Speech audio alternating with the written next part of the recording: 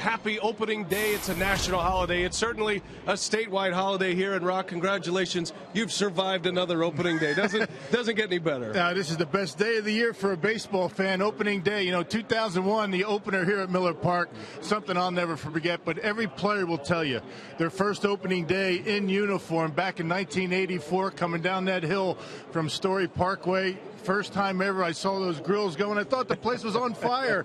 Everybody having a good time even before they got into the ballpark. Best day of the year in Milwaukee. Year 18 for Bill Schroeder, my 6th, and we're looking forward to getting it started here today as the Brewers have a very good ball club. We'll talk about the specifics when we continue. We're inching our way closer to the game's first pitch.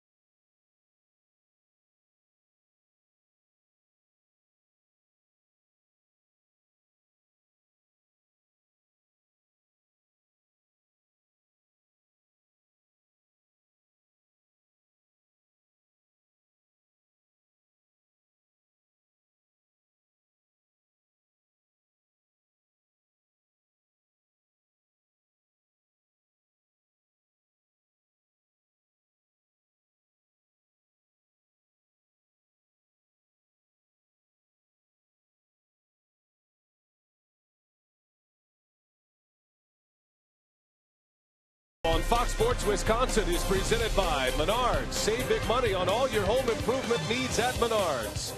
By Miller Lite, because when friends come together, it's not just a good time, it's Miller time. By Toyota, when you choose Toyota, you get a lot for less. Toyota. And by AT&T, the nation's largest 4G network. AT&T, rethink possible. Well, nowhere else does it fill up so fast because they come from the parking lots to inside Miller Park. And it'll be at capacity here today, and even more still outside Miller Park enjoying this opening day from the parking lot. Speaking of pageantry, Miss America is here. Brian and Bill back with you as we get close to first pitch. And Rock, let's start to zero in on the ball club a little bit. And the Brewers boast the reigning MVP in Ryan Braun. He's back. No 50-game suspension. He's here. Giovanni Gallardo will be making his third consecutive opening day start. Two franchise faces that the Brewers are very excited about moving forward. Yeah, and Brawny thinks this is a better team than last year. Everybody healthy going into the season. But what did Ryan Braun not do last year? You can see the numbers. He was the MVP in large part because of the importance of his at-bats down the stretch. So Ryan Braun looking good in spring training. His last few games very, very good. And talking about a stud, how about Giovanni Gallardo? Only 26 years old, making his third opening day start.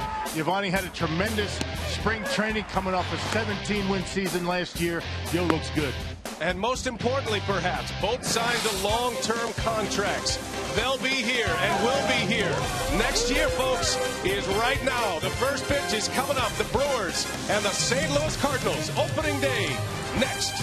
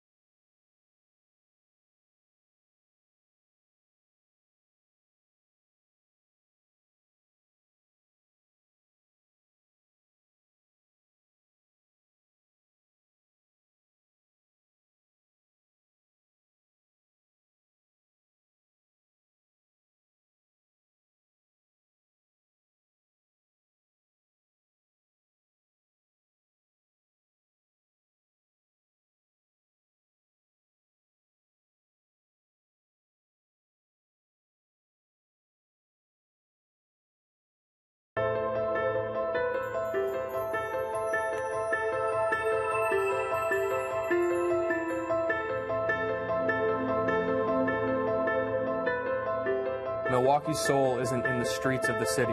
It's in the hearts of the people. I know. I've played here for 5 years. Right now for the Brewers, life is good. But like this town, we won't rest. We'll work, we'll sweat, we'll fight. Milwaukee doesn't pat itself on the back. It gets the job done. I've played my heart out for this town. In big games. He's done it again! On great teams. I believe they were the best. Morgan, a smash up the middle. Base hit to center. Here comes Gomez. Around third. A throw, and the Brewers win. Against teams who believe they were too. The St. Louis Cardinals are headed back to the World Series.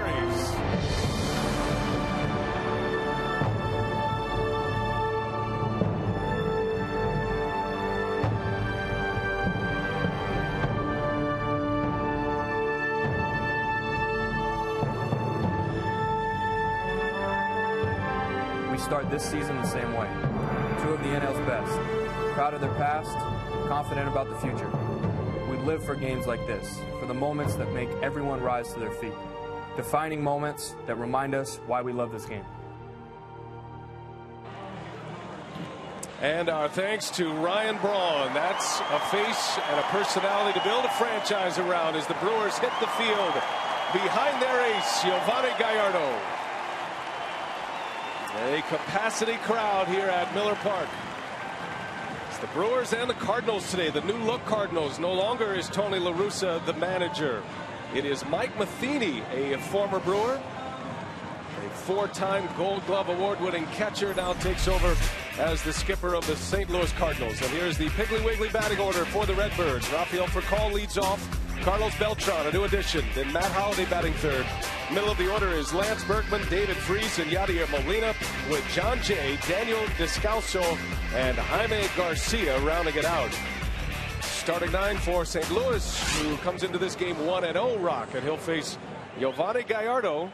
See his numbers from a year ago, a 17-game winner. Yeah, look at the strikeouts to innings pitched. Outstanding for Yo, coming off a good spring training, his 3rd opening day start. 2012 is underway, and it's strike 1 for Gallardo.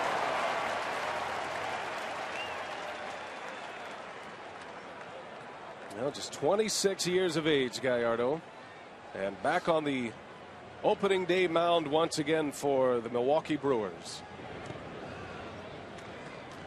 St. Louis played Wednesday night, the opener for them against the Miami Marlins. That was in Miami. They'll have 3 opening days to go through.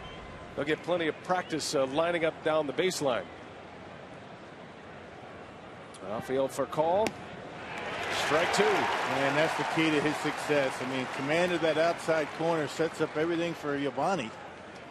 He was tweaking a couple of different pitches this spring. Well, he threw well.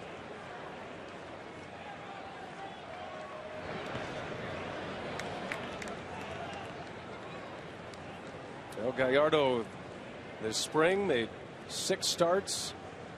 Was working on a changeup, a pitch that he's trying to bring back and put back in his repertoire. It was such a big pitch for him in the minor leagues. And many feel a Cy Young contender, Giovanni Gallardo. And he's starting to put together the numbers that would agree with those predictions. Brewers feel as though they have 2 guys that could contend with that at a minimum, he and Greinke. And the count goes full to Rafael Furcal. Our umpiring crew today: Angel Hernandez calling the balls and strikes. It's Laz Diaz, Ed Hickox, and Ed Rapuano. Ed Rapuano is the crew chief.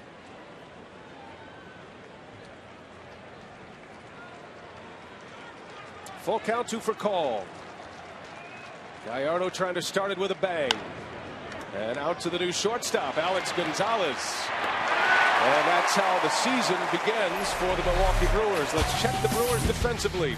Ryan Braun, Carlos Gomez, Corey Hart in the outfield.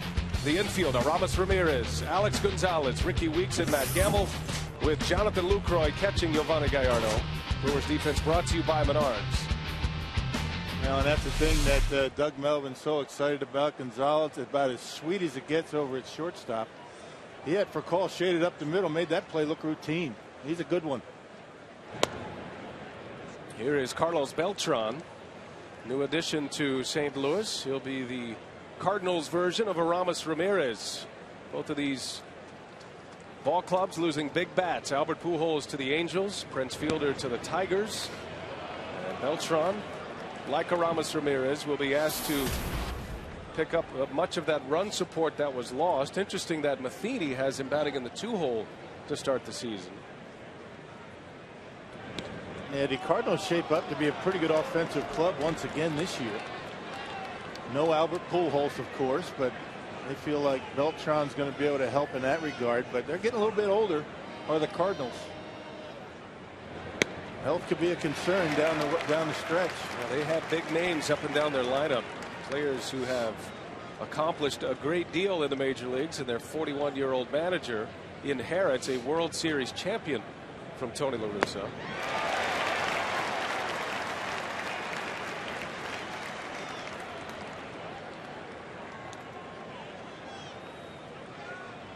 Beltran was with the Mets last year, traded to the San Francisco Giants. Giants were hoping to make a push with Beltran. Didn't work out. Then he signed as a free agent with the Cardinals. As Gallardo misses inside, barely. And Beltran is aboard. We had a chance to hear from Giovanni Gallardo about his opening day start. It's a huge honor. Like I said, I mean, it's a privilege to have that opportunity, especially, you know, I've been able to, this will be my 3rd year having that opportunity, and you know, it just shows what the organization thinks of you. You know, the amount of confidence they have in you to put you out there for that first game. Well, and due in large part to the season he had a season ago, as Matt Holliday takes ball 1 from Gallardo. Yeah, Gallardo with a 3.46 earned run average in his first 2 opening day starts. Has yet to win a home opener. He established career best last year in wins and ERA and starts. He went over the 200 innings pitched plateau. He pitched in 207 in the third innings last year and had a strikeout per innings pitched. Yeah, the impressive thing about Yo, 193 hits allowed, 59 walks in those 207 innings. Those are pretty good numbers. He's fallen behind Matt Holliday, hitting third in his Cardinal order, and a big cut from Holliday. Well, Yo's been working on a couple of different wrinkles. That fastball right on that outside corner. Couldn't have walked across better than that on a 2-0 count. Holliday was the only Cardinal starter without a hit against the Miami Marlins on Wednesday. In a victory, runner goes. And the throw is a little high and safe at second. Beltran. So Lucroy with a good throw probably has an out, but instead it's a steal. And for Cardinal fans wondering how the legs of Carlos Beltran are after coming back from knee surgery last year, they look just fine. Well, not nearly as fast as they used to be. Didn't have a very big lead, but a decent jump. A good throw gets him at second base.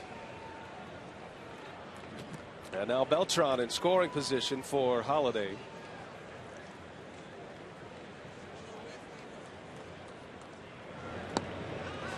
And it's ball 4.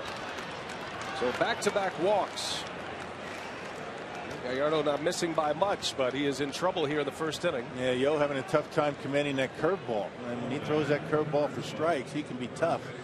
Like every pitcher, but a 3-1 curveball to Matt Holliday. Interesting pitch selection early in the game. And that'll bring up Lance Berkman, re-signing with the Cardinals to play first base this year in the absence of Albert Pujols. Berkman was 1 for 3 on Wednesday night. The Nationally Comeback Player of the Year last year. And he pops it up right up the pipe. Lucroy for out number 2. They started him off with a curveball and Berkman out in front of it. Boy, the Brewers needed that in the worst way. They get a good hit on the first pitch on a breaking ball. There's very similar discussions that you hear around Milwaukee about the Brewers minus Prince Fielder that you would hear in St. Louis minus Albert Pujols. They're expecting to pick up the offensive production from throughout their batting order, including this man, David Freese, who was a breakout performer, the World Series MVP, the NLCS MVP a season ago. And was hurt a lot of the regular season. So when you talk about picking up the slack for Prince being gone with Gamble and Aramis Ramirez, the Cardinals are feeling the same way about Berkman and David Freese.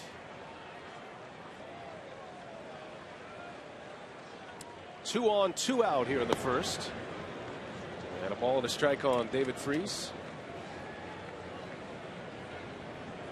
Freese had 3 hits in the opener, drove in 2 runs, drove in the first Cardinal runs of the season.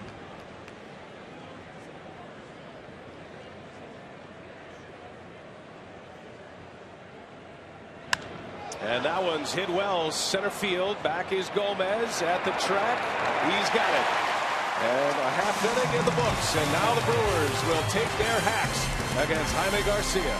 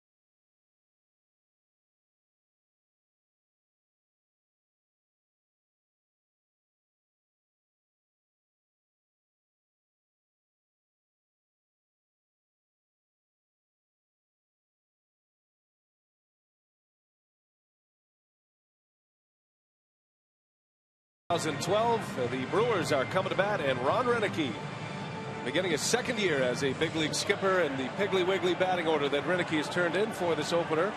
With a left-hander on the mound, it is Weeks leading off, then Carlos Gomez batting second. Ryan Braun in the 3-hole. The middle of the order is Aramis Ramirez, Corey Hart, and Alex Gonzalez, with Matt Gamble, Jonathan Lucroy, and Giovanni Gallardo rounding it out. Piggly Wiggly Brewers batting order against left-hander Jaime Garcia, and many feel he is a contender for a Cy Young Award. He is coming off a very good season at 13-7.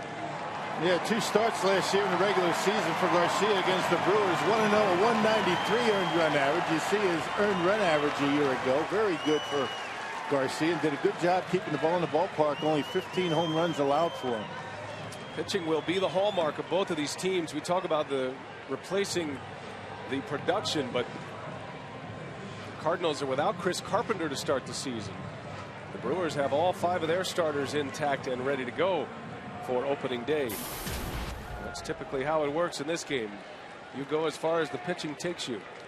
And Garcia is one of their best. He slots number 2 in their rotation, and his first pitch to Ricky Weeks is in there for a strike. Garcia was outstanding in the World Series last year. His 2 starts against the Rangers. Weeks lines one to center, and a base hit to start it. Well, back-to-back opening days. Ricky Weeks with base hits. Remember last year, a home run to start the year in Cincinnati.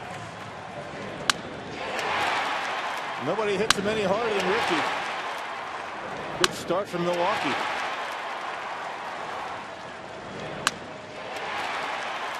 So the first hit of the season belongs to the Brewers' leadoff hitter. And expect the Brewers to continue their aggressive base running this year. Weeks a prime candidate to steal. Carlos Gomez back in a platoon with Nyjer Morgan. He's in the 2-hole today. Yeah, going to be tough to run today. Garcia holds runners very well. Nobody throws better than Yadier Molina.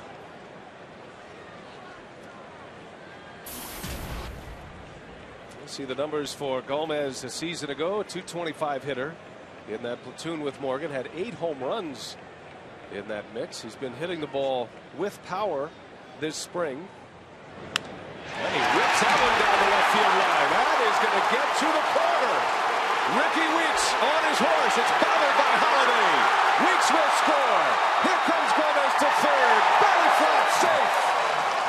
And it starts with a bang in 2012.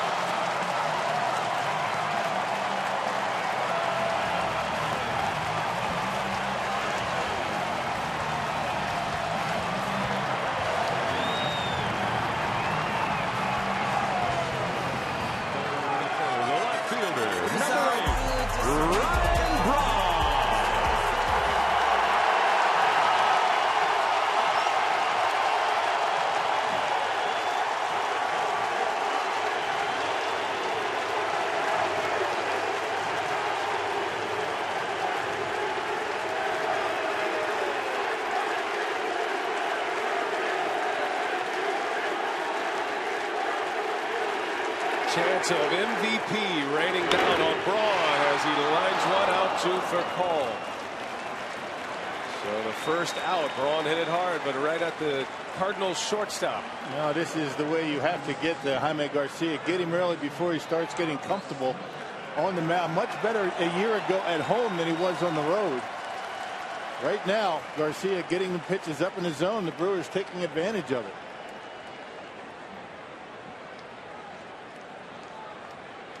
Brewers on the board here in the first inning. And Aramis Ramirez jumping on the first pitch. Freeze will have to go to first. Gomez scores, and Ramirez right away knocks in his first run of the season. And it's 2-0 Brewers. Check the Cardinals defense, courtesy of Menards. Matt Holliday, John Jay, Carlos Beltran. The infield is David Freese, Rafael Furcal, Daniel Descalso, and Lance Berkman, with Yadier Molina, who has won the last 4 Gold Glove awards in the National League, behind the plate for Garcia.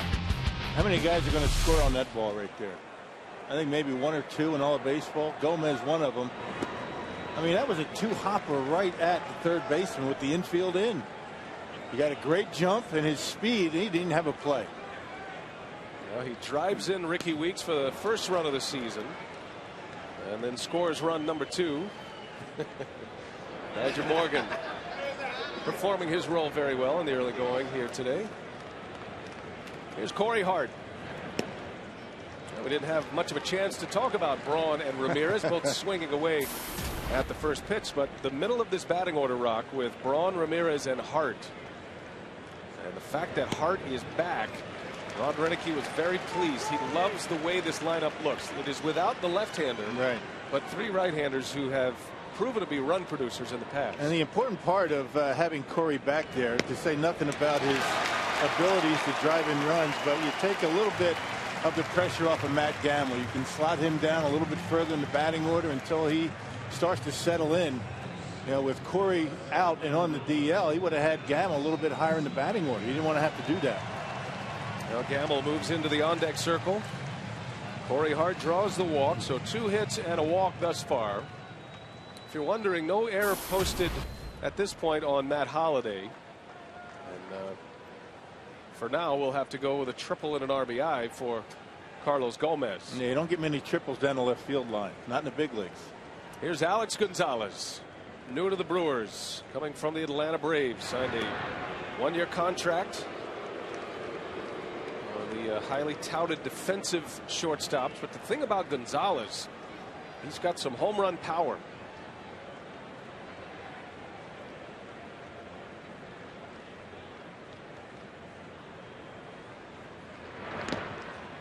Gonzalez had such a good spring, and you don't base too much on spring training numbers, but Gonzalez led the club in runs batted in. He had 5 homers, had 16 RBIs, and Rock talked about Corey Hart, but the fact that Gonzalez swung the bat so well, Ron Renicky felt good about putting him up a spot in the order and dropping Gamble down 1 against lefties. Yeah, you give him a pitch middle in early in the count with a fastball, look out. He's going to get a pretty good hack at it.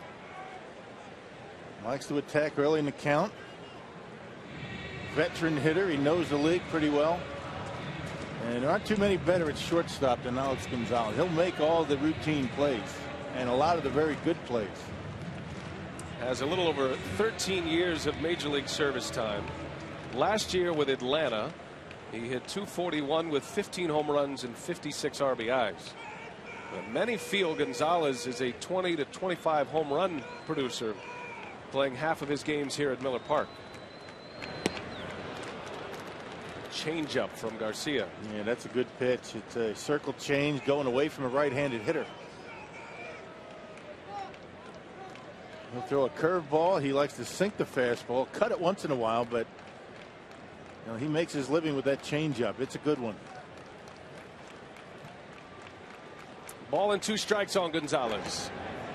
And the count evens at 2-2. I think the fair comparison, Sean Markham, who was teammates with Gonzalez in Toronto, similar ballparks, Rogers Center in Toronto and Miller Park, and that's why the projections for the home runs as they are. But you know he's going to give you a great defense, and he takes one just off the plate. Very patient in this first at bat of 2012. Well, that's what you get from veterans, guys that have been there before. A lot of opening days. They don't get too excited. And that's what a guy like Jaime Garcia, he's relying on you being overly aggressive. Off-speed stuff, down in the zone, out of the zone, and Gonzalez so far able to lay off. Hart takes off. Gonzalez swings and misses. Garcia strikes him out. But the Brewers off to a great start in 2012. It started with Ricky Weeks, and then Carlos Gomez brings him in 2-0. Brew Crew as we go to the second.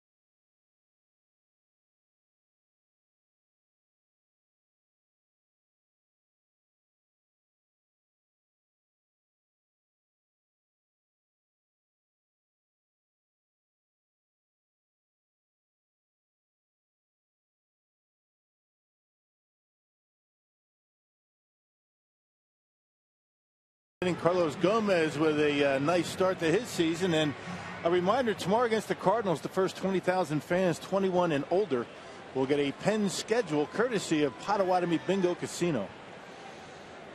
Well, Carlos Gomez with an RBI, producing the first run. Yadier Molina on the first pitch sends one deep to right. Hart is back, and there it goes. Yadier Molina, a home run to start it for the Cardinals in the second inning. Well, nobody does that better than Molina, taking a fastball to the opposite field. Man, he pulls the ball begrudgingly. He lets it go up the middle and to right field, and fastball up and away, and Corey Hart knew it. He took a couple of jogs back, but Molina hit that one well. And we're seeing a lot of first pitch swinging here by both of these clubs early. And the Cardinals are on the board as Molina pops his first home run of the season. And it is the Cardinals' first home run of the season. John Jay, the everyday center fielder, he'll get the chance this season. Took over that role last year, so much so that the Cardinals traded away Colby Rasmus. St. Louis is very high on John Jay. He and Ryan Braun, teammates at Miami. Jay, good all-around player, not as fleet of foot as perhaps a Colby Rasmus, but he'll give you a good job in center field, spray the ball around. Not much power for Jay. Not yet, anyway. Little tapper, going to be a tough play. Ramirez quickly, and it is in time for the out. Well, we joined the third member of our team, Telly Hughes. And Telly, been a lot of winning in Wisconsin here lately. Yes, the state of Wisconsin has enjoyed its fair share of winning, and it all started with this Milwaukee Brewers team enjoying some postseason success, going to the NLCS, and had Ryan Braun as the league MVP. You had Aaron Rodgers as the league MVP. The Wisconsin Badgers football team went to the Rose Bowl. Both Marquette as well as the Badgers basketball teams both went to the Sweet 16. And UW Whitewater, another national championship. So if you want to enjoy some winning, just come on to Wisconsin. Well, let's hope the trend continues for the baseball season in 2012 as Daniel Descalso singles to right. And the Bucks knocking on the door at a playoff spot, right? They're working at it right there.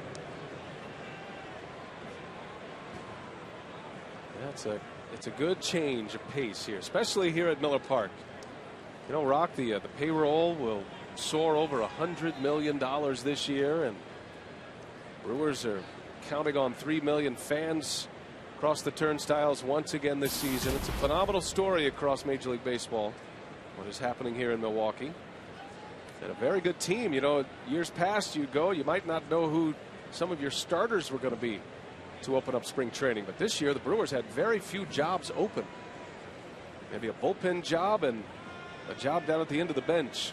That's about it. Yeah, we've been talking about the Brewers spring training as being uneventful. It really was. Not a whole lot going on. Questions about Corey, questions about Markham, but good news at the end of spring training. They're both available. Brewers coming in much more healthy this year than they were a year ago. You remember all the injuries they had to start last year. Corey Hart was one of those early casualties a season ago. Garcia gets a good bunt down. Ramirez's only play is first, and a sacrifice for the Cardinal pitcher. It's the second out, but Descalso into scoring position for the top of the order. Now, when the season started last year, Zach Greinke was out with broken ribs. Jonathan Lucroy had a broken finger, and Corey Hart was out with that oblique injury. Right.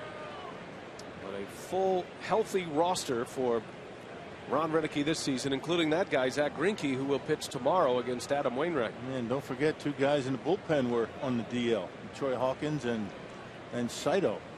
Neither one of those two guys available to start the year. Back to the top of the order. Here's for call. He bounced out to start the game, rolled out to short.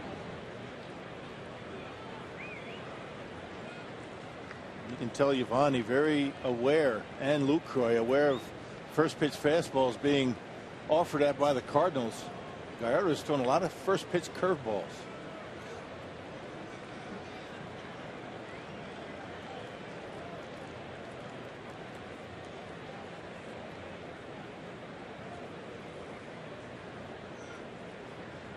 Descalso with good speed at second. 2 outs in the Cardinals' second inning, and there's Gallardo in there with an off-speed pitch. It's going to be interesting to see how the Cardinals play this year, what kind of style they will play under new manager Mike Matheny. You think the pitching changes will be down a bit? I think so. That's my guess. I think with anybody they'd be down a bit. Yeah, well, say what you want about Tony La Russa and his pitching changes. He did a pretty good job in the postseason with that. You can give him all the hard time you want, but it was a pretty good job by the Cardinals in navigating through some pretty rough starts. We'll see how Mike Matheny plays it. Little bouncer out to Ricky Weeks. And Gallardo gets through the second. A run on the board for the Redbirds, however. Yadier Molina on the first pitch he sees from Gallardo deposits it into the bullpen. It's 2-1 Brewers.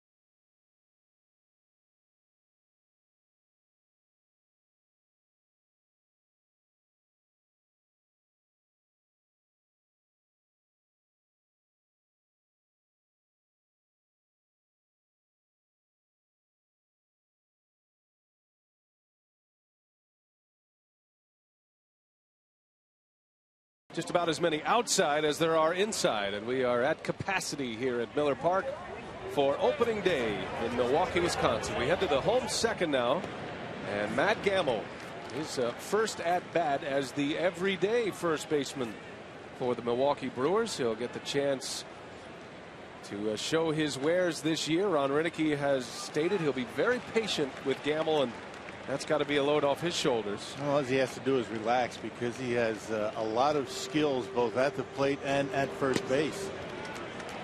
And showing some pretty good patience for a guy that's got to be amped up pretty good right here.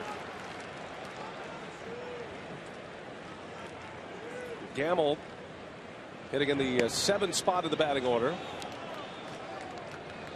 Had a terrific spring for the Brewers. 6 home runs this spring. That led the club. He drove in 14.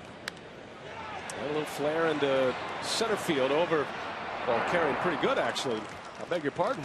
As Jay runs it down for the out. How about the Powerball home run leaderboard? I know, Rock, you're into the spring training stats, so we bring you the spring training home runs for the Brewers this year, and Gamble was right at the top. Yeah, Brooks Conrad, a guy that was right at the edge of making his ball club, got sent down a couple of days before the Brewers headed north. But I'll tell you, Matt Gamble swung the bat as well as anybody in spring training. He might have not had the average to show it, but he had some hard outs. I mean, he really looked good at the plate. And put up the power numbers, and most importantly, played a very good first base.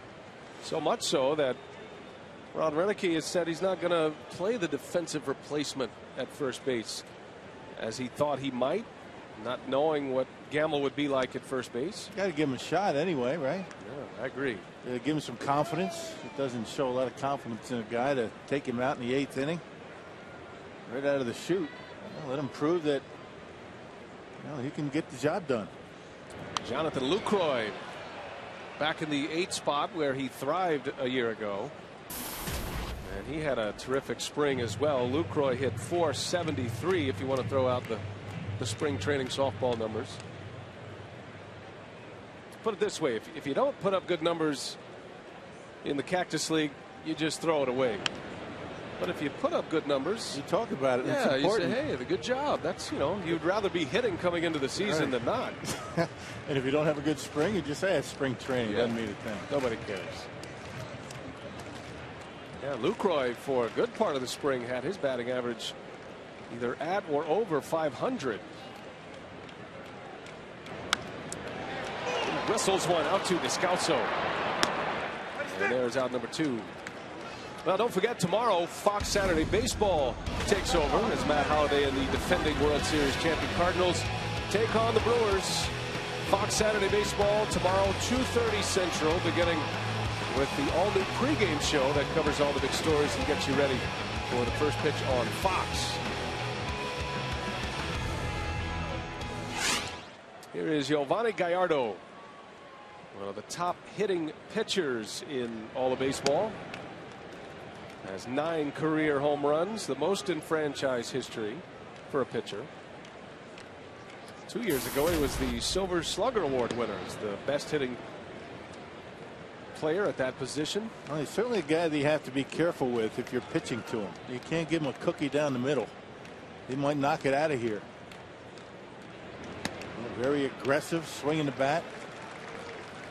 And Garcia appears to be being a little bit careful with him.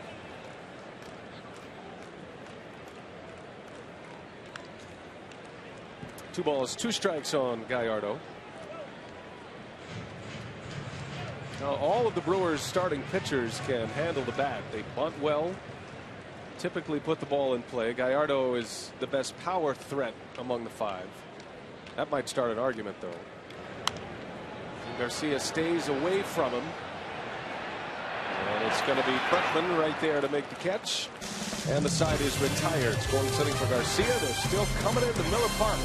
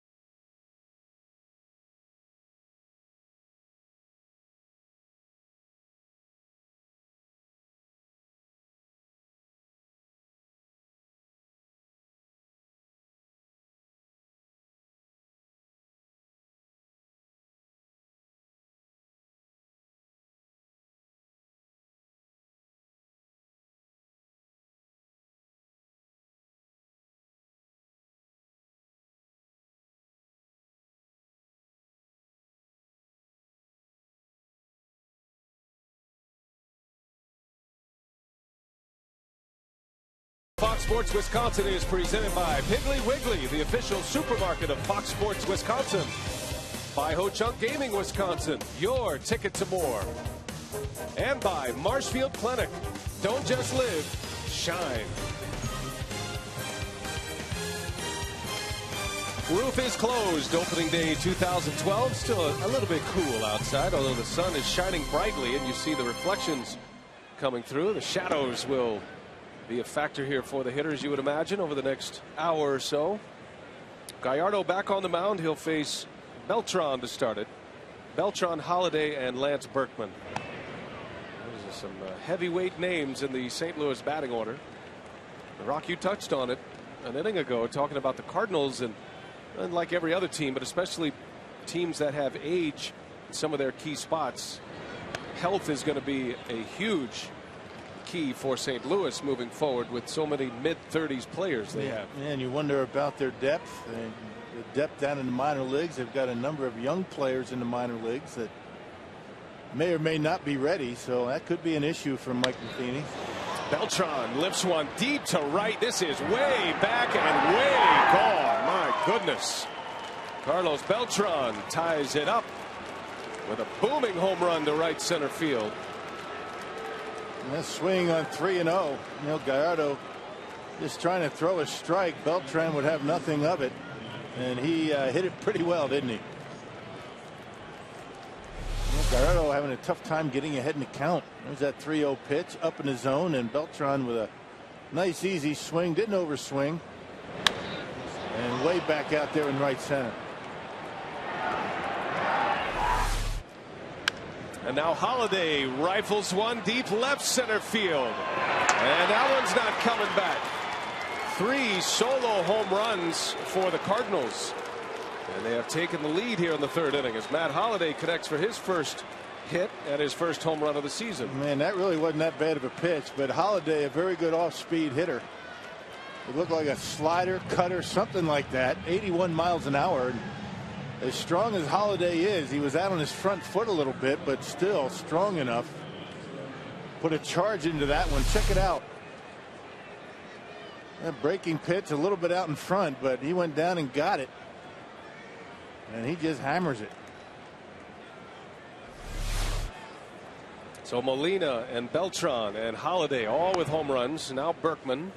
And location not that great, but the reason I say not a bad pitch, it was a breaking ball first pitch. Well, you get a guy that's looking at going up there looking breaking ball first pitch and hits it like that, tip your hat. As if he knew it was coming, or at least was preparing for the first pitch curveball. Shift is on for Berkman. Common defensive move for Ron Renicky and the Brewers. They shifted more than any team in baseball last year. And they'll try to take away the percentages. Berkman a much better hitter as a left-handed hitter. He is a switch hitter. Most of his power is as a lefty. The Cardinals have 3 switch hitters in the top of their order today. For Call, Beltran, and Lance Berkman. It makes it tough to navigate through that lineup late in the game.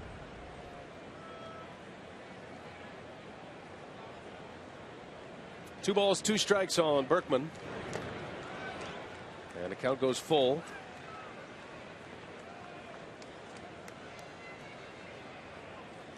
Berkman had a great season last season. And a comeback year. He hit 301. 31 home runs and drove in 94. Now 36 years of age. And he takes ball 4. Not a good start to this 3rd inning for Gallardo. 2 homers and a walk. How about our Farmers Insurance report card? The St. Louis Cardinals just sneaking into the postseason. They had a fantastic finish to the season. The Atlanta Braves collapsed. And they took the wild card spot and then would go on and beat the Phillies. They would beat the Brewers in the LCS. And they would take down the Texas Rangers. The Cardinals were the underdog in all 3 of those postseason series. They made up 10.5 games in the final month of the season. The Atlanta Braves had a tough time putting the finishing touches on that wild card last year, and Cardinals able to sneak in and win the World Series. How about Game 6 of the World Series? One of the all-time thrillers, and one of the great moments of that game was produced by the man at the plate, David Freese. Yeah, which time? Not once but twice. You're right. The thrilling home run. David Freese was fantastic in September and even better in the postseason. He destroyed the Brewers in the NLCS. He was a freight train that I don't think many saw coming. No. It took him a while. He missed a lot of time during the regular season, but boy, when he came back, one-man wrecking crew. And that one's launched. This is going to be way gone, and Gallardo has given up the gopher ball here in this third inning. That's a 2-run homer for David Freese. 3 homers in the inning. 4 home runs already for the Cardinals.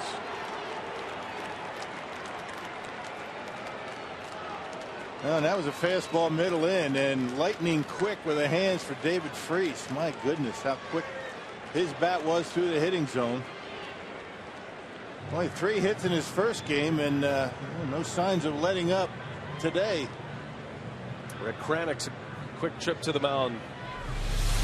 Well, check it out. They tried to come inside. They didn't get it in quite far enough.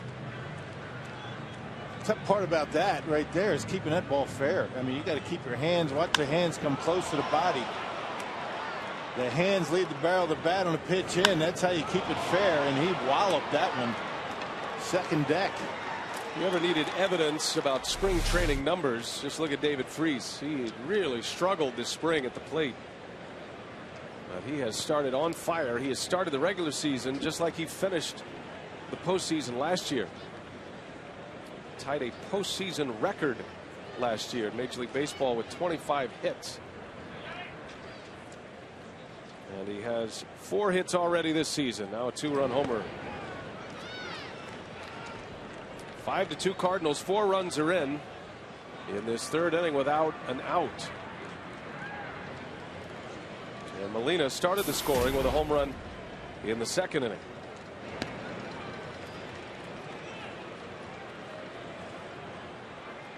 Pitch count already at 50 for Gallardo.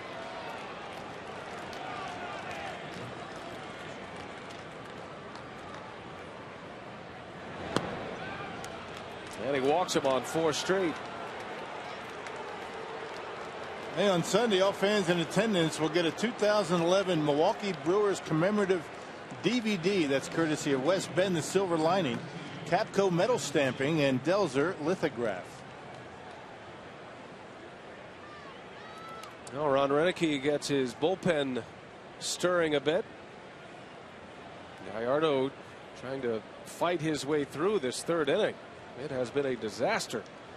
First 5 hitters have reached base. 3 home runs and now 2 walks.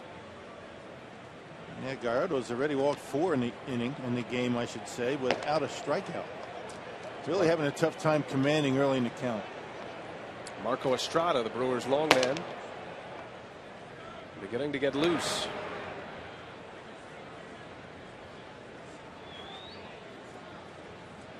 Now, even with the loss of Albert Pujols, I don't think there's any question the Cardinals are going to swing the bats this year. They have so much talent up and down their lineup. And if they stay healthy, they're going to score a ton of runs this season.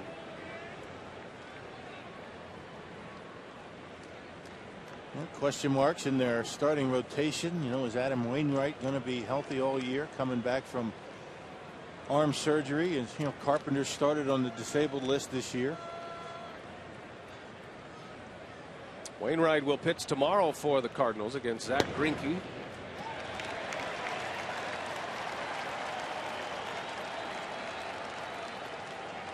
The Cardinals start the season with 3 players on the disabled list that they were counting on. Skip Schumacher out with an oblique strain. Alan Craig had knee surgery this offseason, and Carpenter, who has a shoulder ailment. Lucroy is on his way to the mound. Yeah, Giovanni just looks a little bit frustrated out there, just not able to put the ball where he wants to. You just see it in his body language out on the mound. Well, he is probably a hitter or 2 away from being out of this game. The funny thing is, you didn't see this at all, you know, during spring training with Yo. I mean, he was throwing well. Could use a ground ball here. And it's a fly ball to left, fairly deep. Braun is there. John Jay is retired, and that's the first out of the third inning.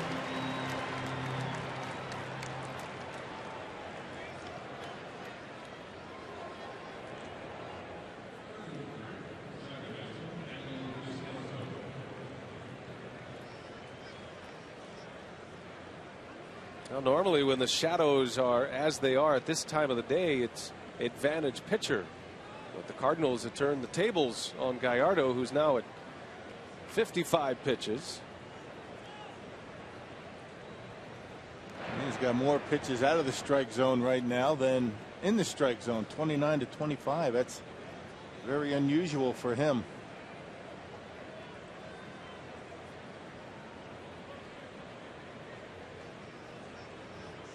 Daniel Descalso be a part of a platoon at second base for the Cardinals to start the year. They still have some question marks around their infield. But Skip Schumacher is on the disabled list. So Descalso and Tyler Green will share the second base duties. Cardinals aren't sure when Schumacher will return. Those oblique injuries can linger for a while. So it might be a month before the Cardinals get their super utility player back, Skip Schumacher.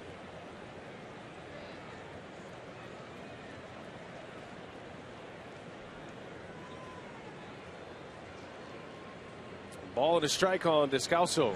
Singled his last time up. Man, Lucroy thought he was going to get something other than what he got. That was a fastball. Thought he was going to get something off speed. Check out Lucroy. He's able to make the adjustment. Looking off speed, getting fastball. That's a tough adjustment for a catcher. The other way around, not so much. Look fastball, you get a breaking ball. Just like when you're hitting, you're looking fastball all the time. Well, Gallardo just a little bit out of sorts here. Had a clean first inning, got through it without a run, although he did give up a couple of walks. There's a good fastball. But Molina homered off of Gallardo in the second, and then 4 runs in here in the third.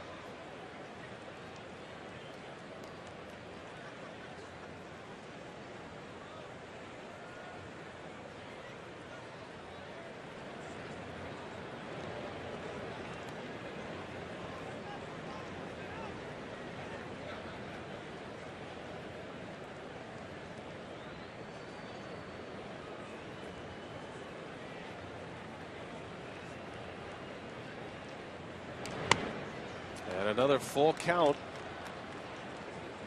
A lot of deep counts, and we'll see if Molina will be put in motion here at first base. Yeah, even on a full count, you might send Molina, probably maybe the slowest guy in baseball. He stays put, and Descalso takes a called strike 3. Gallardo needed that. Out number 2 with the pitcher coming up. Talk about the sun and the panels that the left fielder stares at. Ryan Braun made that catch and said, we need to talk. Need to talk. If there's something in the gap, make sure the guy that can see it is able to catch it. Yeah, that's what he's looking into right there. And not easy. It's a tough time of day for a baseball game. Here is Jaime Garcia, who's no slouch with the bat himself for a pitcher. Remember, he homered against the Brewers here at Miller Park. Dropped a bunt down his first time up. Hit a grand slam against Milwaukee last year. And Gallardo hits the corner for strike 2.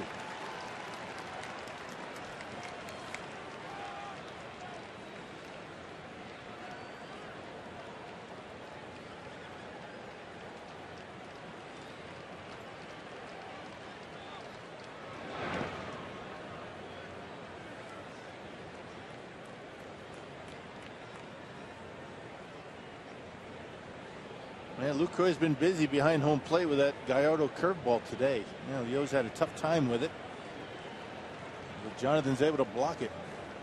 A lot of high stress pitches for Gallardo in the beginning of this game. So much for easing into the season. As Garcia lays off, able to check his swing, and it's 2-2 on the Cardinal pitcher. And it is going to be an early exit for Yovani Gallardo this afternoon. He's already at 65 pitches, trying to get through the third.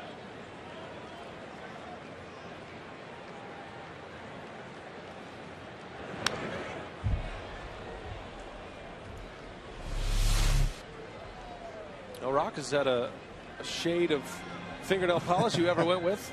No, I never had to do that. But yeah, you paint the fingernails. It looks like, was that yellow? A little fluorescent. Just so that Giovanni can see the signals.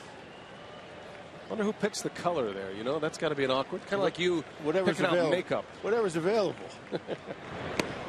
Swing and a miss, and this inning mercifully over. But the Cardinals quiet down this sellout crowd at Miller Park. They play long ball. Beltran, Holiday, and Freeze, and it's 5-2 St. Louis.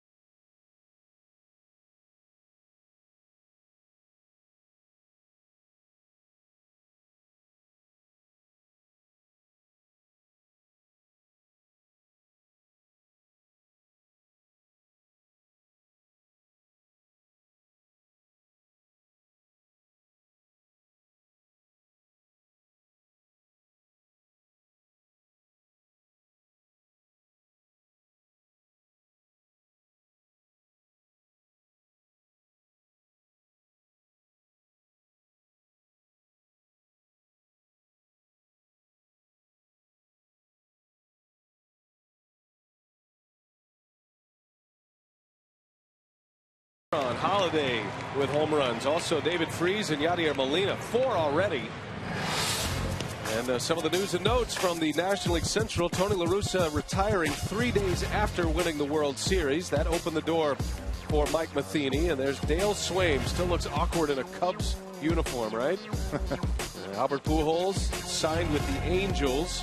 That sent the Brewers to work. They made a trade, trading Casey McGee for Jose Veras to the Pirates. Opening the door for Aramis Ramirez and, of course, Prince Fielder, the big story concerning not only the Brewers but the National League Central, signing a monster contract with the Detroit Tigers. Off to a good start yesterday was Prince. Fielder had a hit, had an RBI in the Tigers' victory, their comeback win. That'll be the last Prince update we give you. That's right. Well, Prince's childhood buddy, Ricky Weeks, signing a long-term deal with the Brewers. And he started this game offensively for the Brewers with a hit. Scored the first run of the season. Brewers scored 2 in the first. The Cardinals have answered with 5, including a 4-run top of this frame in the third. I just wonder if Ron Rennick is going to send Giovanni back out there for the 4th inning.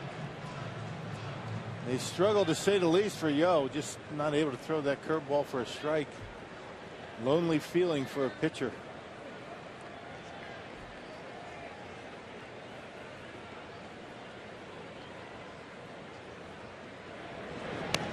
Well, it's amazing, right? You start the season, and the season beginning Wednesday. Well, technically it began a couple of weeks ago in Japan with the Mariners and the Athletics. But throw in those 2 games as well. Very little scoring going on over the course of the first few days in the major leagues. A lot of low-scoring games, and you just wonder if the year of the pitcher round 3 we saw it 2 years ago. Last year was more of the same, and can't blame the cold weather this year. No, very mild all across the country. 2-2 to Weeks, leading off the Brewer 3rd inning. Well, you never know. You know, it could start out a little bit slow. You know, the conventional theory used to be that pitching was ahead of the hitting early on. Not sure how true that is these days, but a lot of times in April, you know, the weather is so bad, so unpredictable. Snow, cold, wind. You haven't had that so far. Of course, it's early yet.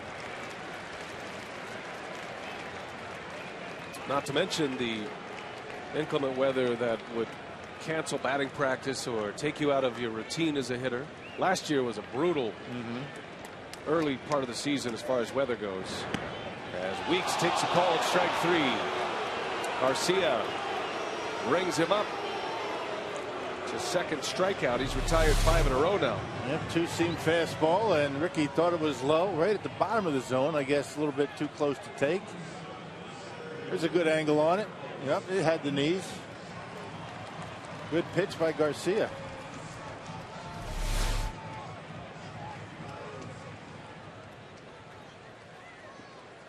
Jaime Garcia had Tommy John surgery in 08. Kind of came out of nowhere for the Cardinals in 2010. He was among the top rookie pitchers. Earned him a big contract, a 4-year deal the next season, last season. We talked about his World Series last year. He gave up just 2 earned runs in 10 World Series innings against the heavy hitting Texas Rangers. Usually guys like Garcia will do fairly well against big home run hitting ball clubs. We talked about it. He only gave up 15 homers all year. You know, that little sinker, he'll cut a little bit, keep you off balance. The big swingers are the guys that ordinarily have a tough time against a pitcher like Garcia.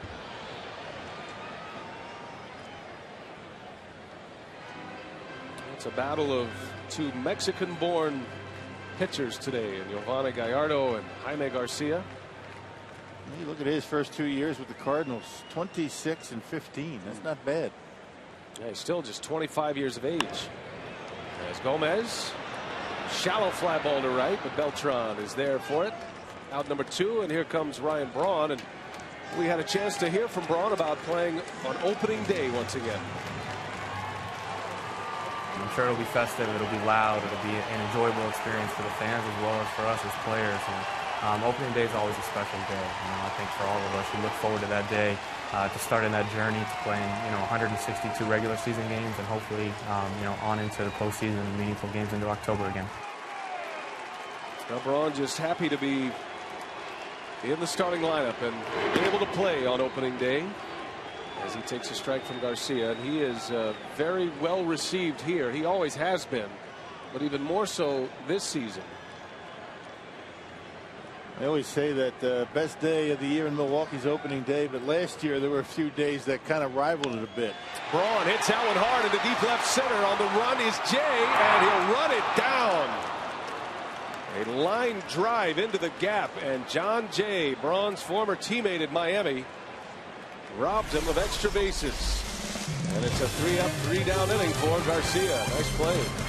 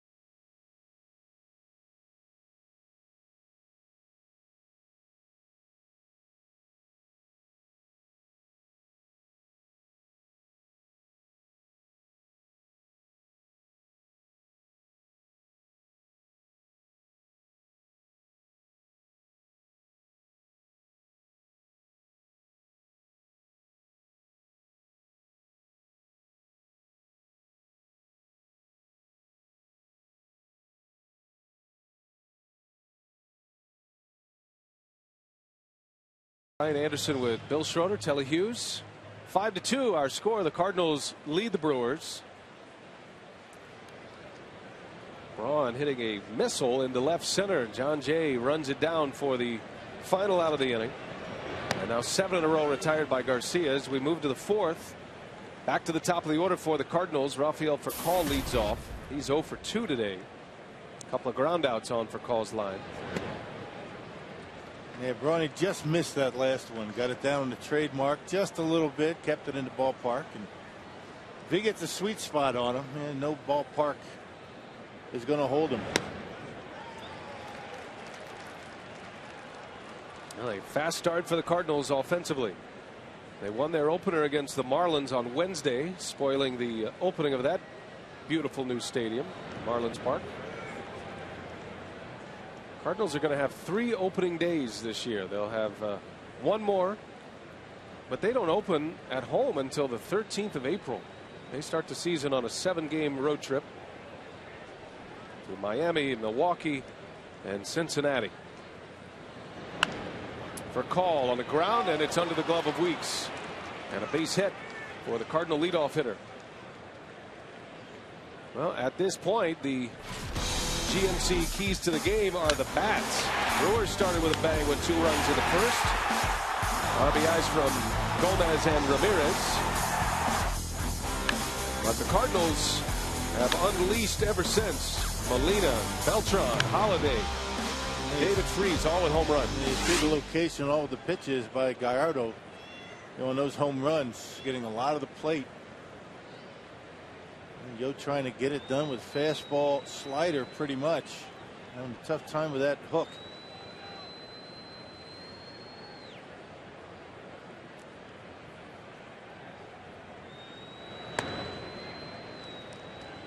Well, you think about it, Rock, not including the 2 games in Japan, which were low-scoring games as well.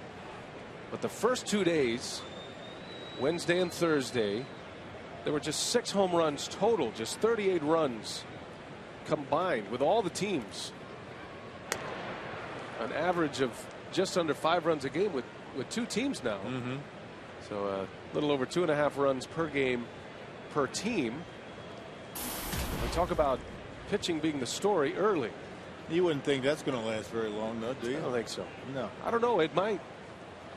I think the pitchers have had enough. Well, they say you average about 5 runs a game, you're going to have a heck of a season. Of course, you average a little over 2 runs, you're in trouble. And baseball is cyclical, and the offense enjoyed a good part of the decade of the 90s and the early 2000s. Hit and run was on. Beltran fouls it back.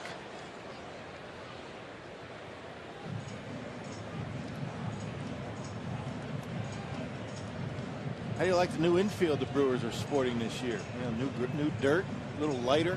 You mean the actual infield? Yeah, right. The elements. I'm not talking about the players in the infield. The actual infield dirt is different this year. It has a little bit of an orange. A little lighter than it has been in the past.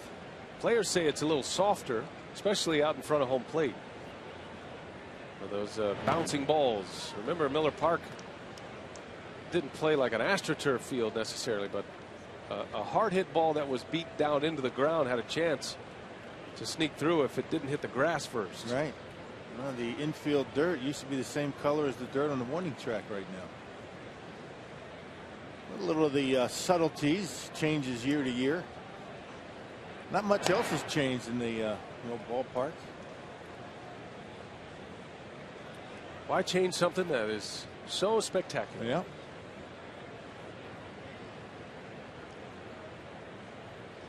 That's one of the great places to watch a game as a fan. Players love it. Climate controlled. You can open up the roof when the weather turns better. Best of both worlds. Most importantly, you know you're going to play. Right.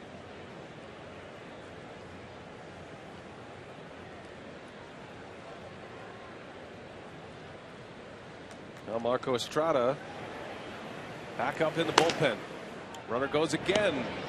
And Lucroy's throw is a little late. Gonzalez was a little late covering. Yeah, that was a good throw. That was right on the money. Not sure if Furcal was going to be out at second base, but he Can't hang that one on Lucroy. Call took off the pitch before. Again, not a big lead, but a good jump. And that's a pretty good throw. And Alex Gonzalez never got a glove on it. Went right in between the glove and Furcall's head. So the second stolen base for the Cardinals. Beltran has the other. Now Beltran is in a run producing spot. And he takes a called strike 3. Gallardo finds the back door on Beltran. Well, while we're talking about it, from the infield dirt to the actual new infielders for the Brewers, 3 out of 4 are new faces. Yep, much better defensively on the left side with Ramirez and Gonzalez. Matt Gamble, everybody talking about how Matt Gamble's going to do defensively, and not that Prince Fielder was a Gold Glover. I think Matt's going to be fine over at first base. I think what we've seen from him in spring training, he was very good, as a matter of fact. Has good range, does Gamble, as Matt Holliday takes a ball from Gallardo. Last year was Gamble's first year as a first baseman. He made the switch from third base to first base a season ago. Preparing for this season, looking ahead at this season.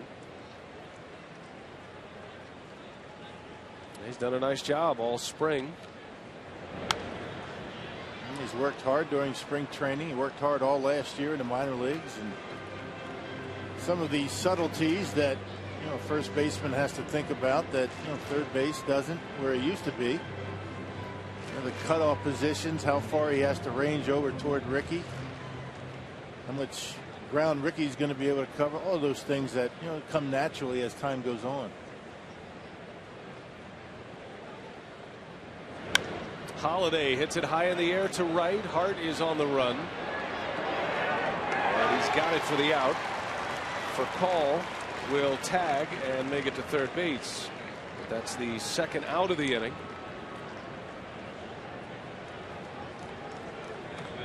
So Matt Holliday is the second out, and Furcal now at third base with 2 away for Lance Berkman.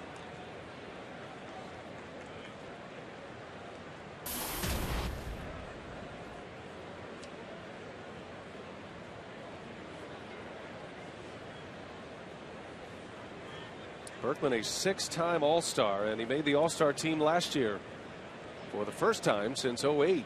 Many thought his career was coming to an end. Remember, 2 seasons ago, he was traded from Houston to New York to the Yankees. He was part of the Yankees playoff run in 2010.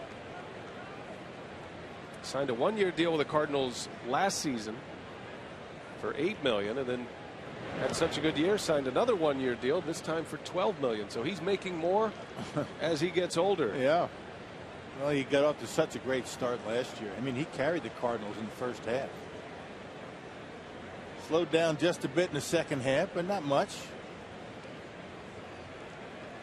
Good player, much better suited these days at first base. And a runner at third with 2 away, and Bergman takes a ball. Bergman did make a few starts at first base last year, 16 of them as a matter of fact, on those rare days when Albert Pujols was off. But you see the comeback season last season. I don't think anybody expected those kind of numbers again from Lance Berkman.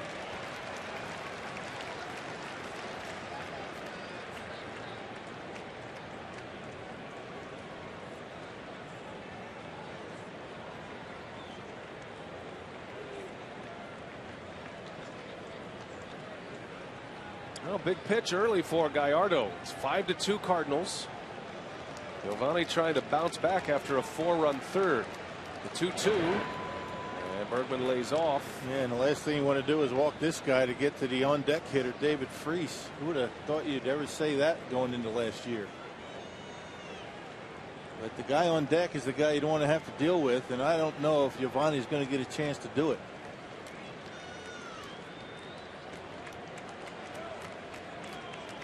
Freese has already homered, hit a 2-run shot last inning. Full count. And it's ball 4. Didn't miss by much. Berkman draws the walk. And it's first and third now for the Cardinals, with David Freese coming up in decision time for Ron Renneke. Yeah, Well, it looks like they're talking about it. They've got Marco Estrada loose in the bullpen. And it looks as though Ron Renicky is going to allow Giovanni to stay out there. That pitch didn't miss by much. You can just see Giovanni's not missing by much with the fastball, but he is missing. So Gallardo will stay. 87 pitches. Still trying to get through the 4th inning. 1st and 3rd for the Cardinals. And Freese takes a strike. Last time up, Freese got one up in the zone, and he did not miss it. Booming home run to left for David Freese, his first of the year. Tough to keep that ball fair, but he did. Into center, and that's going to fall, a base hit. And another run will score as Freese delivers yet another run batted in. He has 5 RBIs on the season already. And that's it for Gallardo. 6-2 Cardinals, and a rough day on opening day for Giovanni Gallardo. And Ron Renicky is having to make a pitching change a lot earlier than he had hoped today. Marco Estrada will be next. We'll set him up when we continue.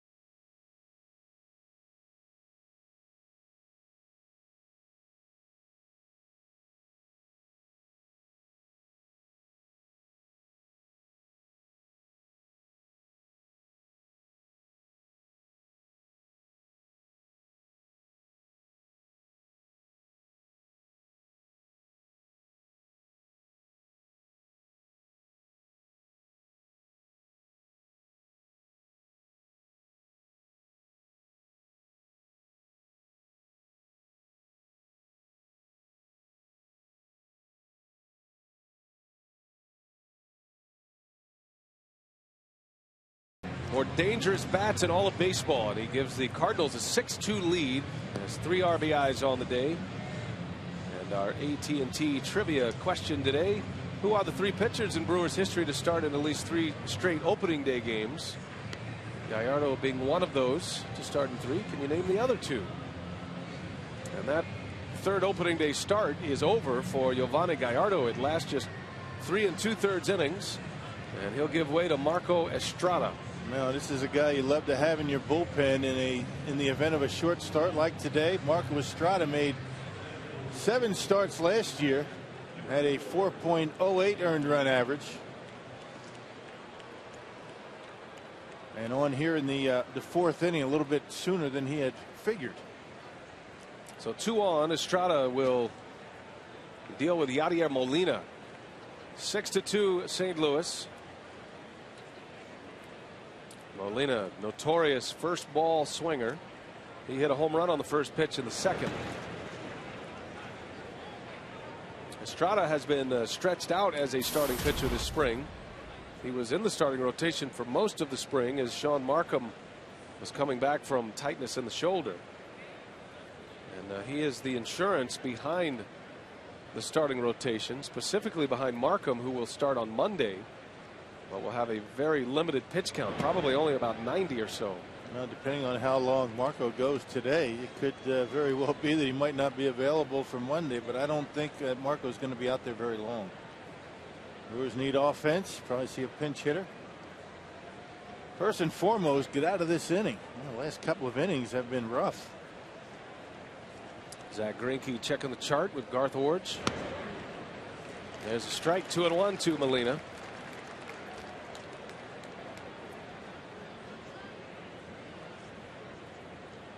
Molina, the Gold Glove catcher in the National League again, 4 consecutive seasons winning the Gold Glove. And makes it look easy back behind home plate. And not a bad hitter either. Little half swing roller out to Gonzalez, and the inning is over, but not before David Freese adds to the Cardinals lead. It's 6-2. The Brewers are coming to bat.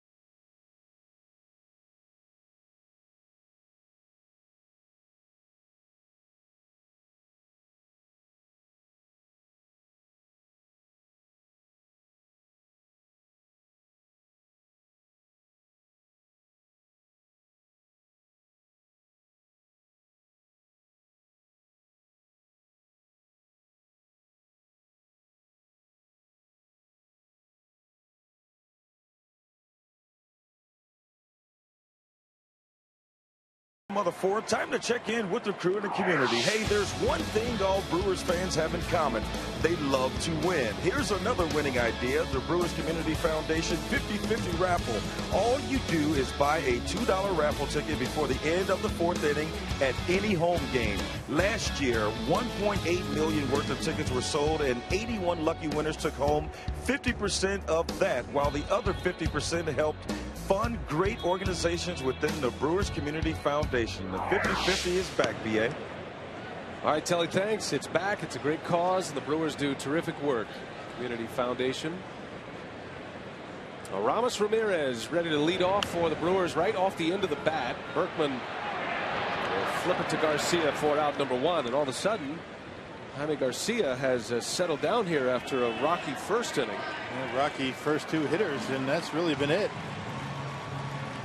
Starting to really, get the baseball down, commanding his changeup, something he wasn't able to do in his first inning. He's able to settle in and put the ball where he wants to. Corey Hart is the last base runner the Brewers had. He was walked in the first inning by Garcia. 6-2 St. Louis on the strength of 4 home runs. All of the runs, the first 5 runs, I should say, coming on the home run ball until David Freese singled in for call in the top of this inning. David Freese already with 3 runs batted in, giving him 5 RBIs for the season, and has 5 hits already this season in 2 games. You got to figure that guy out at some point. Boy, he has done a lot of damage to the Brewers in a very short period of time. Got to be a way to get him out.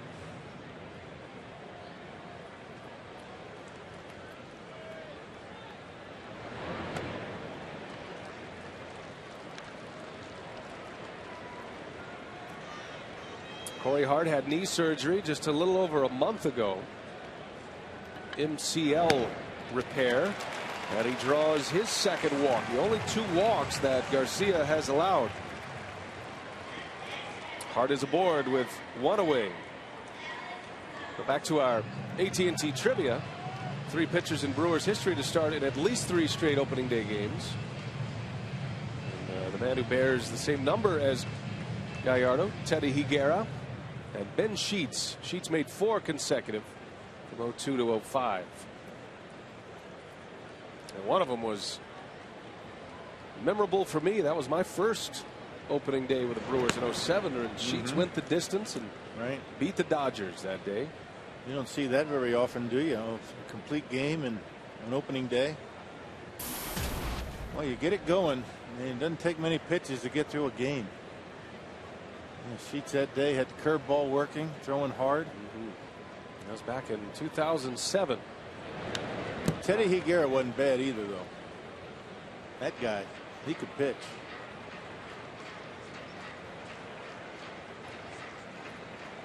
Alex Gonzalez struck out his first time up. Second at bat in a Brewers uniform.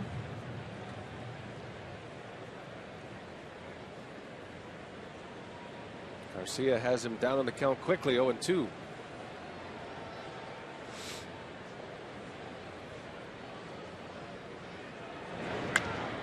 And a chance for two here for call to Descalso, and it's a 6-4-3 double play. Garcia still in the rocking chair.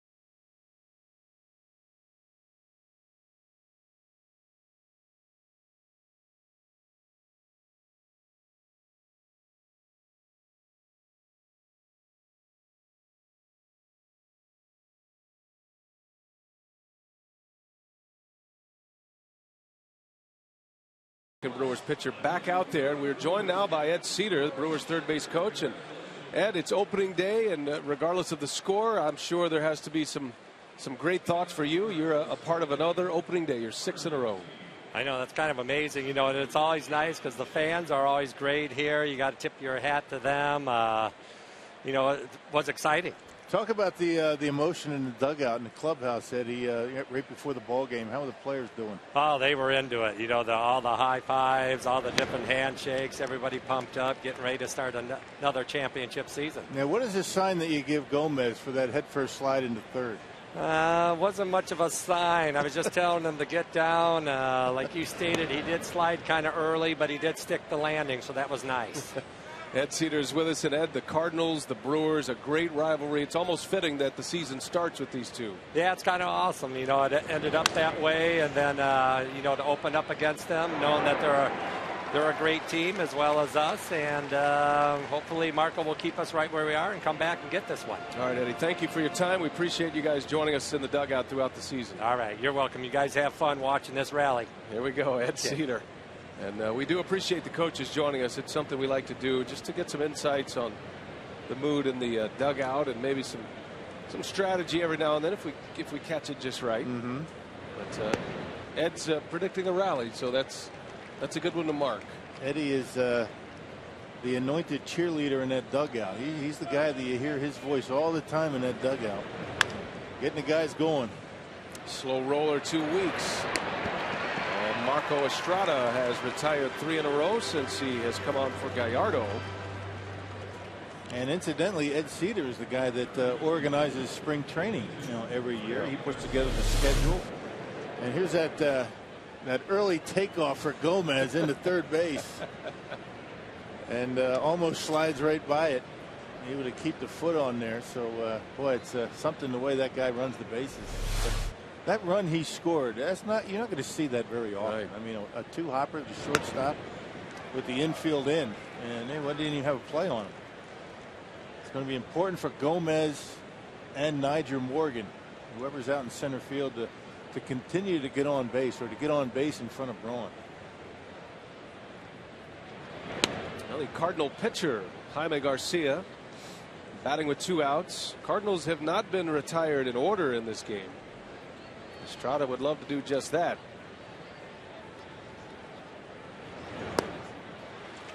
That's a good changeup right there. Marco Estrada has been a nice find from Milwaukee over the last couple of years.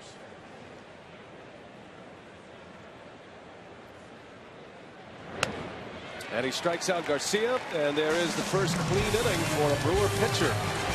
To the bottom of the 5th, Brewers down 4.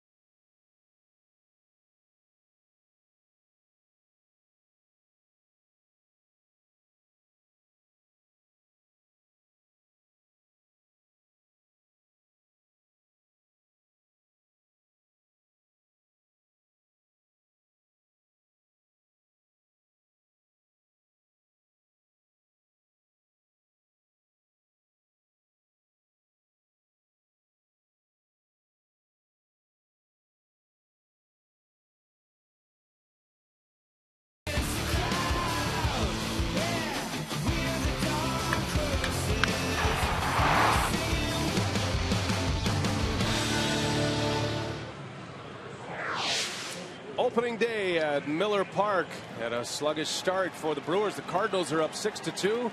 Great to have you with us, though. Very festive day here in Wisconsin. Brian Anderson with Bill Schroeder, Telly Hughes, Chris Withers, our producer, not pictured, and our new director, Kevin Shank. That's new, right? The pictures of us. I didn't notice that. You didn't? That was new. We didn't have that last year. I do not recall seeing that last year. That does not mean it wasn't there. You strike a handsome pose, Rock. Here's Matt Gamble to start it off. Brewers need to get some offense against Jaime Garcia. Oh, there they are. Larry, Mo, Curly.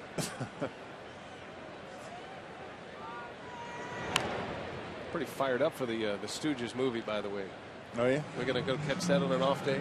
Is that coming out soon? Oh yeah, it's happening, Rock. Maybe in Atlanta next week.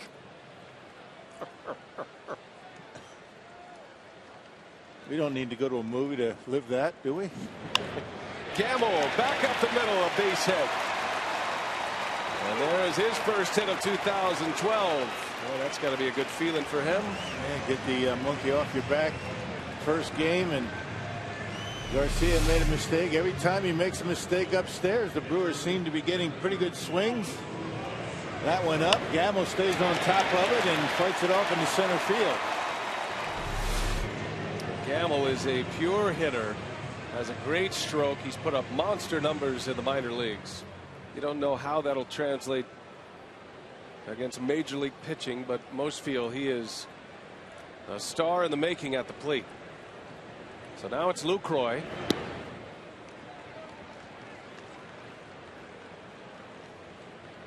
can't tell you how important it is to get that first hit out of the way. You know, Gamel's feeling pretty good over there at first base. He's had some success at the big league level. He's got some hits, but hey, opening day, you got the starting job. That feels good for him. Lucroy into left center. John Jay able to cut it off. Gamel's going to go to third, and he'll make it. Throw goes to second base, and the Brewers cooking up a rally perhaps here in the fifth. Lucroy's first hit of the season. Boy, how big is it going to be for these guys at the bottom of the order? They continue to get on base. That would be huge for this offense. 7 and 8 hitters getting hits. And check out Gamel. John Jay not blessed with a great throwing arm. And Gamel into third base standing up. So first and third, and the newest Brewer gets a standing ovation as he is announced. Marichka Aoki, coming from the Yakult Swallows in the Japanese Central League. Aoki signed a 2-year deal with the Brewers, and he'll be one of the primary bats off the bench. He's 30 years of age. And what a pedigree he has. Yeah. Aoki won 3 batting titles in Japan and 6 Gold Gloves as a center fielder. And without a true right-handed pinch hitter, Ron Renicky has said that Aoki is going to be his hitter off the bench against lefties. And here he is. First and third, nobody out. What a spot for your first at bat in Major League Baseball. Aoki is a huge star in Japan. As a matter of fact, last year he was the leading vote getter among the Japanese All-Stars. Yakult is in Tokyo. It's kind of the not popular team in Tokyo, not the Giants. The Yomiuri Giants are the New York Yankees of Japanese baseball, and then you have the Yakult Swallows.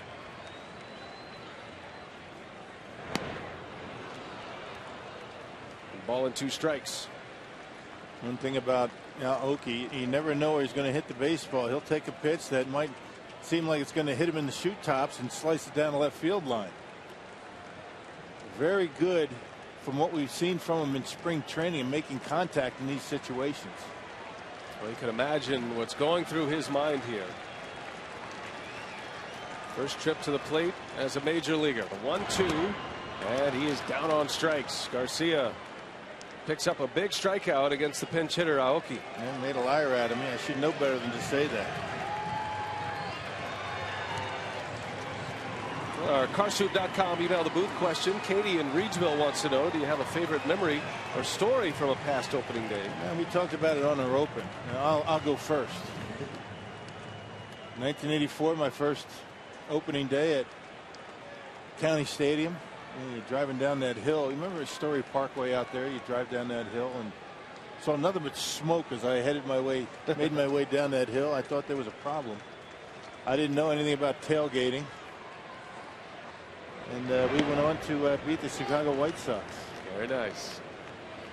Of course, I was backing up Jim Sundberg that year. He was the catcher. But our records indicate in the Mike Faulkner file that you were the opening day starter in 85 and 87. Right. Very nice. So, you know, you're more than just a backup to us, Rock. So when I say that's not one of my best memories, I probably didn't do much. Yeah, that supplanted the drive-in. Anything involved with food and beverage. Right. Of course, how can you forget the home opener here at Miller Park in 0-1 against the Reds? You know, the big Richie Sexton home run, to give the Brewers a win. Brand new ballpark back then. Ball and a strike on Ricky Weeks, and it's 2-1 now.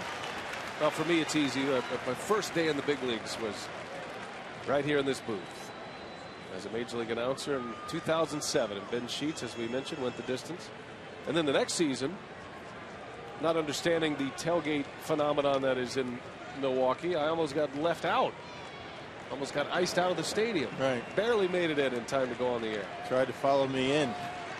Had to come in on a golf cart. You got to stay on my bumper. Slow roller. Going to be a tough play and a collision. That's going to be interference, and the runners have to return. Out is the call, and Gamble's pointed back to third base. Right. Jonathan has got to allow Descalso to make a play on that baseball. Interference. No run scores. Gamble has to go back to third. And Ricky Weeks will take over at first base. Descalso coming in. It looked as though Lucroy tried to get it out of the way. He realized what was going on. But any contact before that fielder is able to make a play is interference.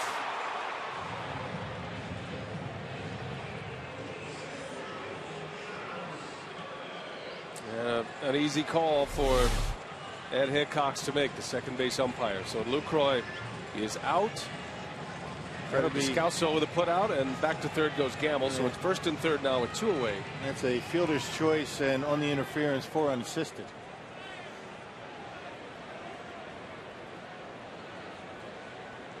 Well, this is turning into a big moment here for the Brewers. You're down 4 in the 5th.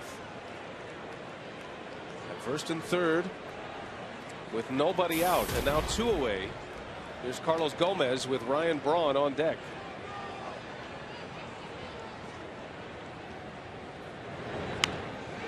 Into left. Holiday is there, and Garcia gets out of the inning. Opportunity lost for the Brewers.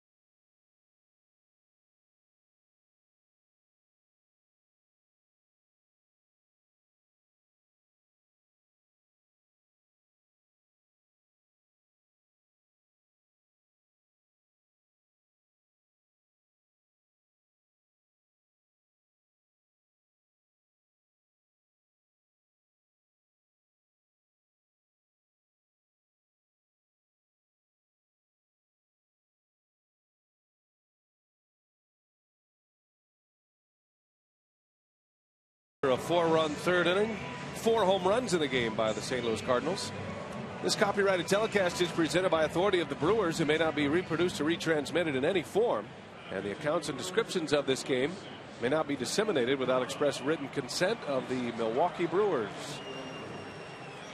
New pitcher for Milwaukee. It is Manny Parra.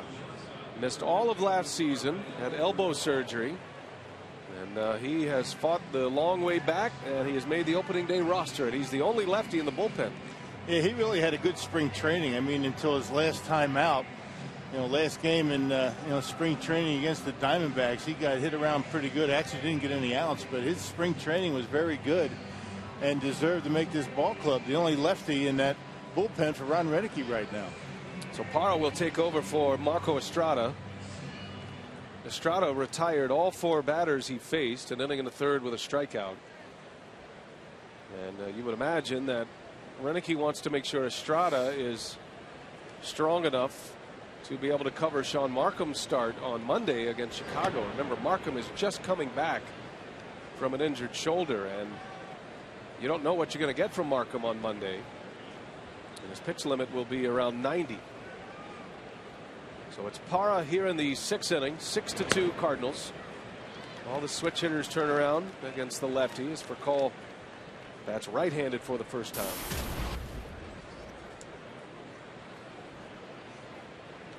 Furcal singled, stole a base, and scored a run in the fourth. He's 1 for 3.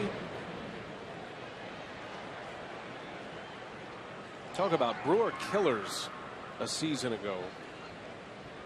Furcal, who has great speed, a pesky hitter, but Rock, it was the long ball that hurt the Brewers from Furcal's bat last year. It seemed like he hit a home run just about every game. 5 of the 7 home runs that Furcal hit last year as a member of the Cardinals came against Milwaukee. And that was all post trade deadline. He came to the Cardinals from the Dodgers. That was a very important pickup for the Cardinals, who did their best work at the trade deadline. And he lines out into left. Braun able to cut it off. Furcal's going to give it a shot. Here comes the throw from Braun. The tag in time. You don't run on Ryan Braun. He's proved that over the last couple of years. Very quick release and very accurate. That was right on the money. And I'll tell you, with nobody out leading off an inning, you wonder about Furcal trying to get to second base. A hanging breaking ball. Ryan gets there very quickly, and check out the release, the throw right on the money. And Furcal an easy out. That wasn't even close. So an outfield assist for Ryan Braun, and that wipes out leadoff hitter. Braun had 8 outfield assists last year. And he was right up there in the Gold Glove discussion. There's a liner to left. Carlos Beltran, right-handed, delivers a single. That's his second hit of the ballgame. Man, that brings us to today's Tavern of the Game winner. It's Captain Sports Bar and Grill in Eastman, Wisconsin. The Tavern calls the Brewers in the next 24 hours at 902-4572. They get 40 Miller Lite beer pen tickets to a Brewers home game this year. This offer courtesy of the Tavern League of Wisconsin and Miller Lite. Now it feels like we've begun. Now that you've done the Tavern of the Game. Tavern of the Game, yep, you betcha. First pregame conference call out of the way yesterday. I don't think there's a promo more suited for anybody like that one is for you, Ron. Really? You are Mr. Tavern. Really? The king of the tavern. You know what? Knowing you, I'm going to take that as a compliment. Really.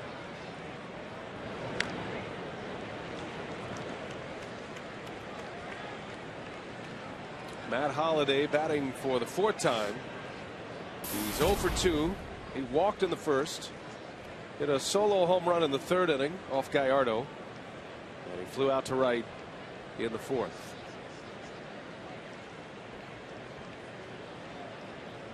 Holliday is in the middle of a long-term contract with the Cardinals that he signed prior to 2010, a 7-year deal. That'll take him through the year 2016. And it was that Holliday signing that kind of raised the flag that the Cardinals might not be in the Pujols sweepstakes when his clock ran out, which it eventually did last year. As Manny Parra strikes out Holliday for the 2nd out of the inning.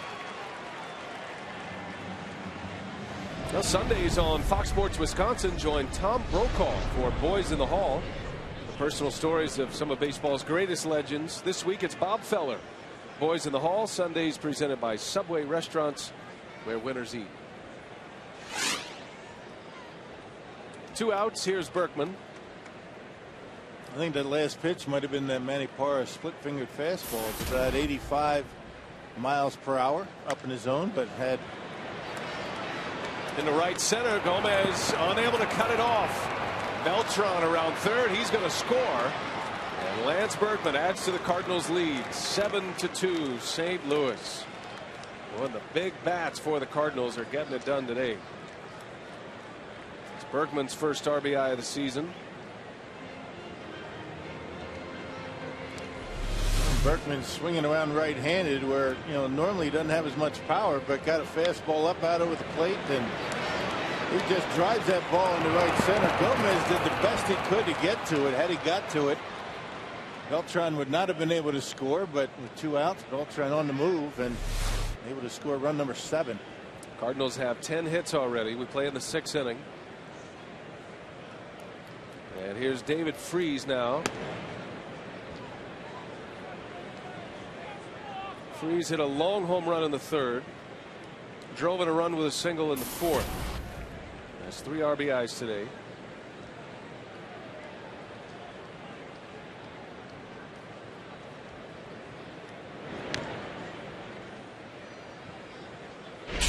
Freese, one of the toughest outs in the major leagues.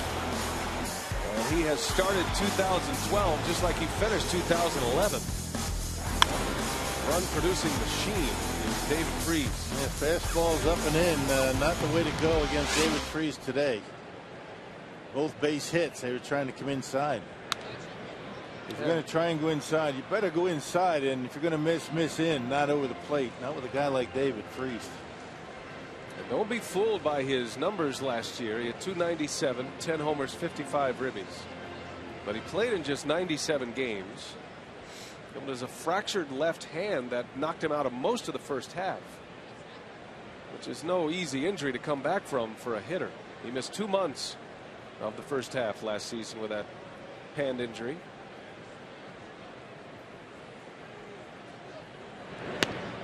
Cardinals didn't know what they had in Freese. They thought he was going to be a big league talent, but he had ankle surgery in 2010, early in the season.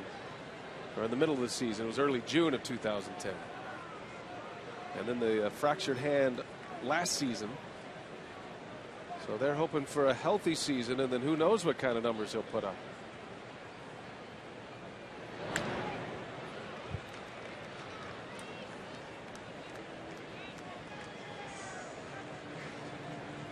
Well, the Cardinals are right in the middle of a stretch right now where they have a number of games against the National League Central Division. They don't play outside the division until the beginning of May.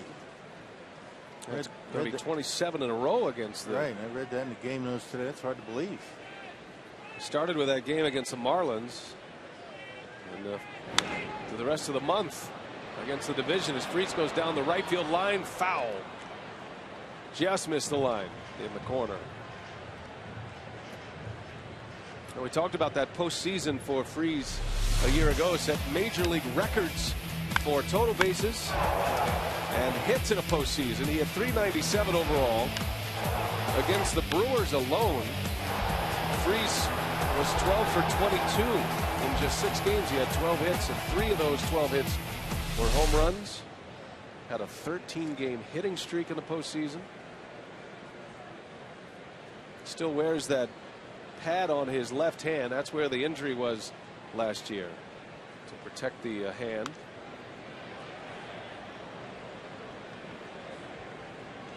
Pitchers will tell you what's so impressive about Freese is the fact that he'll go to all fields. He has power to all fields as well. Well, you just saw that foul ball he hit down the right field line. It was away. We've already seen how he handles a pitch in. He's just seeing the baseball well right now. Got a runner at second with 2 outs, and Freese is down on strikes. Manny Parra heated him up, and the inning is over, but the Cardinals add to it. It is 7-2. The Brewers need something to cheer about. Reigning MVP.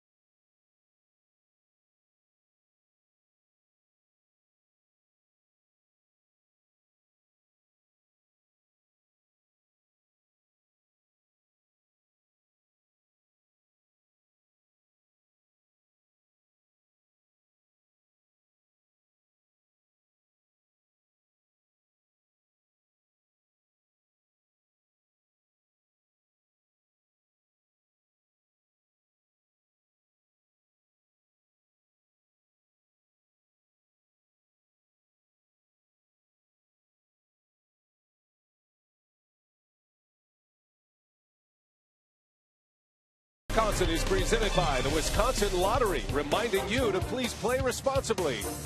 And by Miller Lite, because when friends come together, it's not just a good time, it's Miller time. Well, it's not officially a baseball season until you have the originals. The famous racing sausages. A little bit of a false start there, in my opinion. Polish jumping a gun? Yeah, I think I don't know if he was disqualified or not, but good for him. Italian coming in strong today. Now we are underway with the season. Here's Ryan Braun to start it for the Brewers. Milwaukee down 7-2. This crowd is anxious to raise their voices. It was a good start for the Brewers today, scoring twice in the first inning against Garcia, but 7 unanswered runs for the Cardinals.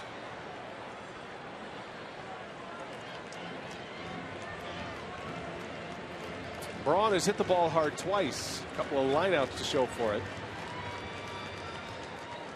Back in the third inning, John Jay robbed him of extra bases. He made a diving catch into the left center field alley. First time up, Braun lined out to short. Yeah, they have Ryan pretty much straight away in the infield and the outfield, except for Descalso, who's playing up the middle. That's why John Jay had so far to go. It wasn't hit that much into the left center field gap. Well, when you hit the ball all over the diamond like Ryan Braun does, opens up a lot of holes out there, and that's why you can hit 300, 330. Now Braun has great power to all fields. He was swinging a red hot bat at the end of spring training. But he got off to a rough start, and Ron Redicky admitted, you know, the off season for Braun and a suspension being overturned probably weighed on him. But as the spring got going and you got into the last 10 days to 2 weeks, Ryan started to look like his MVP self. 2-2. Chopper over to third, foul. I don't think anybody was too concerned about Ryan Braun at the plate. I mean, were you really? I mean, honestly. No. I mean, the guy's a bona fide star. He can hit. And you're right. He had, you know, it was an up and down. He had MVP. He had all that other stuff to deal with, and, you know, working out and having that hanging over his head. And that's got to affect anybody. I mean, you know, even a guy that has the confidence of Ryan. I think the big question coming into the season, and you can answer this as well as anyone, but how do you think opposing pitchers will deal with Braun sans fielder behind him? Will he have to be more selective this year? Absolutely. Ryan's going to have to you know, be very patient, take his walks, particularly with men on base. Might have chased ball 4 there, and he bounces to second for the out. Braun retired. It is game 1 of 162 for the Brewers today, and our website will cover the team from all angles all season long. When Cardinals Brewers is finished, go to foxsportswisconsin.com to read Jesse Temple's opening day analysis. You know, and that's why Doug Melvin was so anxious to be able to sign Aramis Ramirez. You get that hitter behind Braun in the lineup that's a bona fide 100 RBI guy every year. 30 home runs. You get a guy like Ramirez behind Braun. I mean, he might be able to clean up the mess on the bases if they intensely walk Ryan. You know, there will be pitchers who are going to see how far outside the strike zone Braun will go. And you figure his walks will go up as Ramirez, a lazy fly ball into left center, and it's Jay to make the catch for out number 2.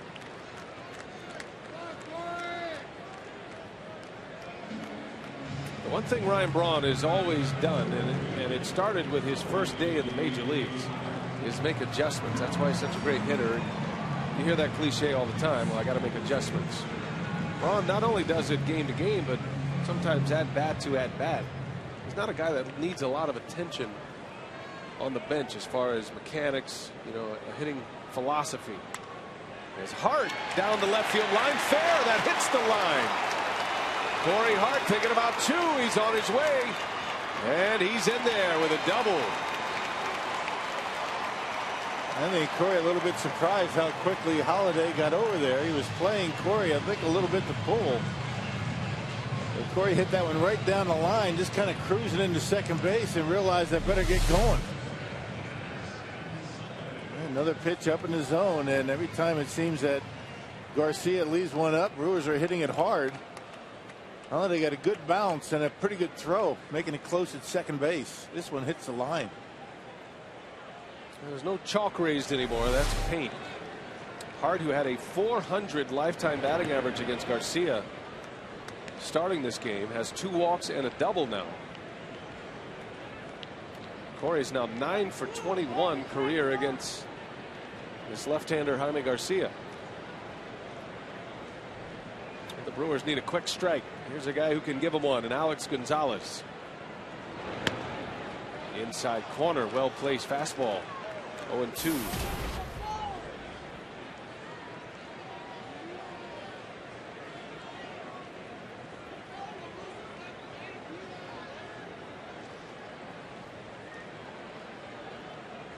Two-out double by Hart.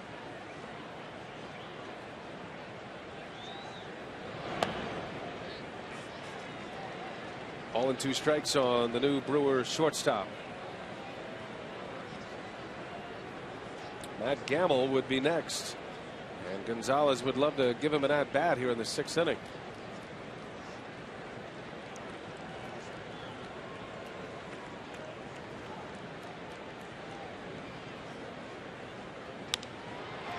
In the air, center field, John Jay will run it down. Side retired. 7-2 Cardinals. 6 innings in the books. We're headed to the 7th at Miller Park.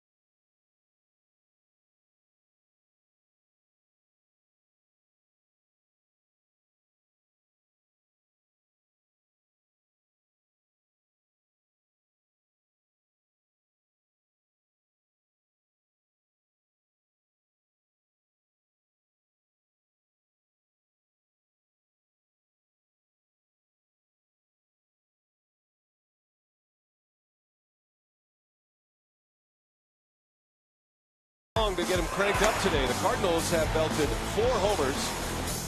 Molina, Beltran, Holiday, and David Freese. 7 runs on 10 hits thus far. Gallardo was chased after 3 2/3. Cardinals added their 7th run on a Lance Berkman RBI double against Manny Parra.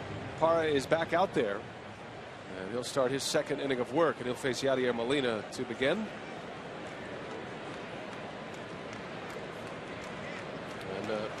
Around all that offense, Jaime Garcia, after surrendering 2 runs in the first, has settled down beautifully, and he's pitched a very good game. He's only given up 5 Brewers hits.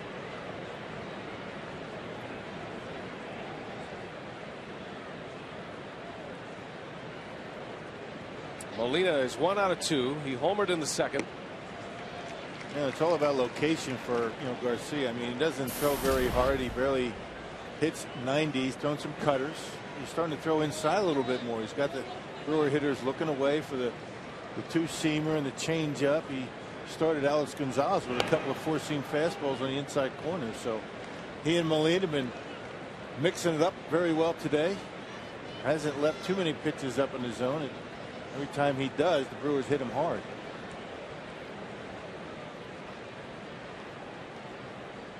Two balls and a strike on Yadier Molina, who takes a ball down and in. Now for Manny Parra, it is all about command and how will he come back after missing an entire season. He missed a season of competition, coming back from an injured elbow, also had a back injury he had to deal with. And talking to Manny, it may very well be the best thing that ever happened to him, because he has come in with a new attitude and a new lease on life. He appreciates his opportunity in the major leagues. Not that he took it for granted before, but he understood what it's like to be out of the game for a year. He didn't like it.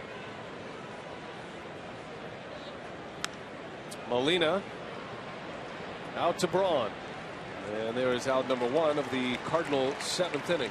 On April 22nd, all fans attending the Brewers-Rockies game will get a Jonathan Lucroy bobblehead. That's courtesy of Quick Trip. April 22nd is a Sunday.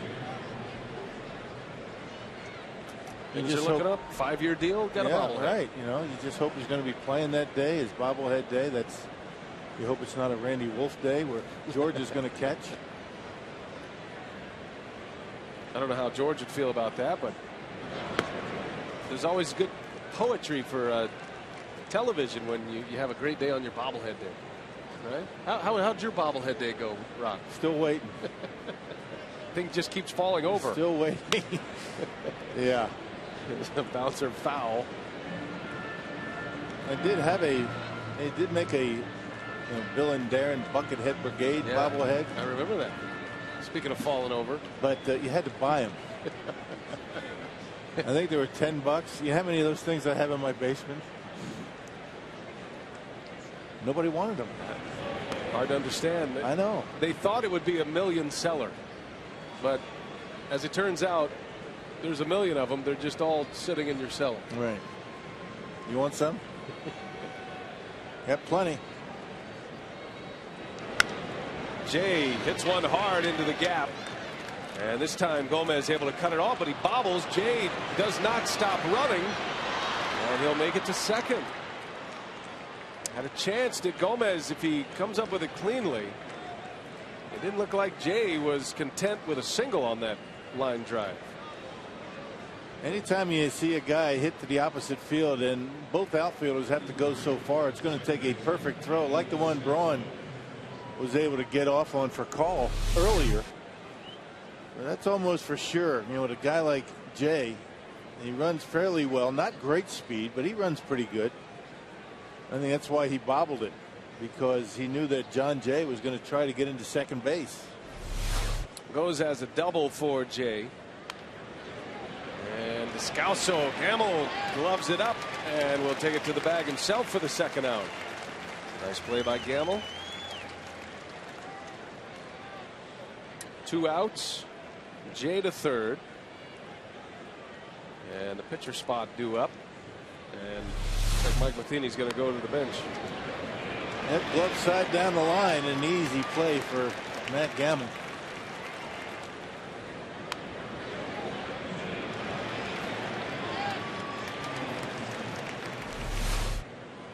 So Mike Matheny will go to the bench here. Shane Robinson will pinch hit for the Cardinals. Jaime Garcia goes 6 strong innings in his first start of the season, giving up just 2 runs.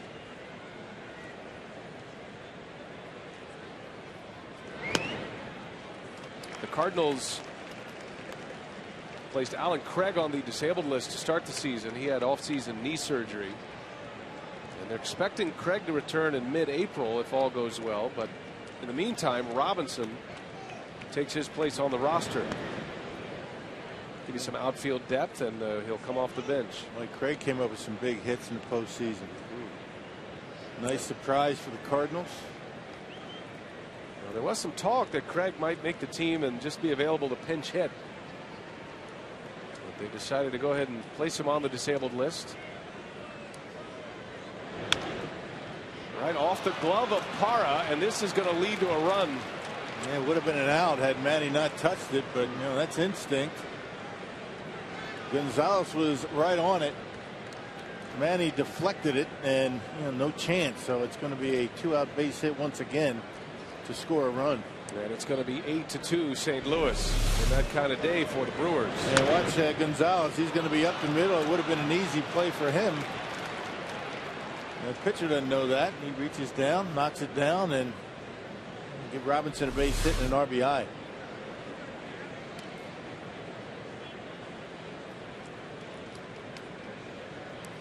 Cardinals keep adding to their lead. Back to the top of the order and for call. By the way, a scoring change on the John Jay line drive. Instead of a double, it's been changed to a single and an E8 to allow him to second base. And that could affect the earned runs for Parra.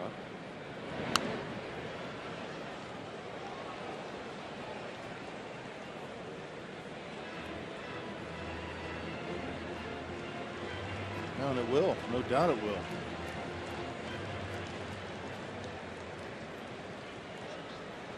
Depending on what happens here.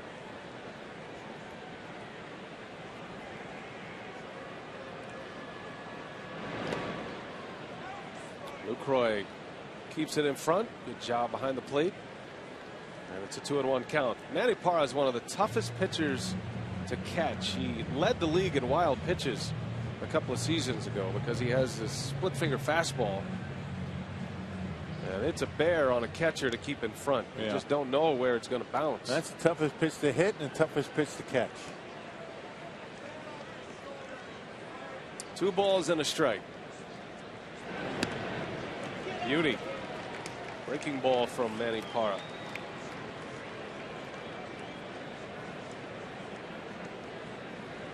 Now the Cardinals have scored in every half inning, with the exception of the first and the fifth. And the big inning was the 4-run third.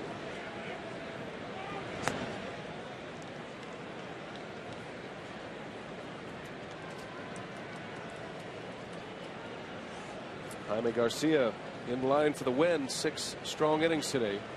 Just 5 hits and 2 runs.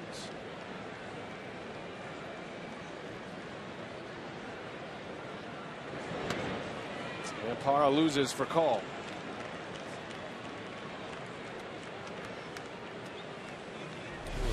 Pizza Hut delivery. You can see right there at the top of the delivery, he's kind of leaning a little bit with his body toward home plate as opposed to balancing on that back leg, staying on top. And when you do that, when you kind of drift a little bit, arm drops and your location suffers.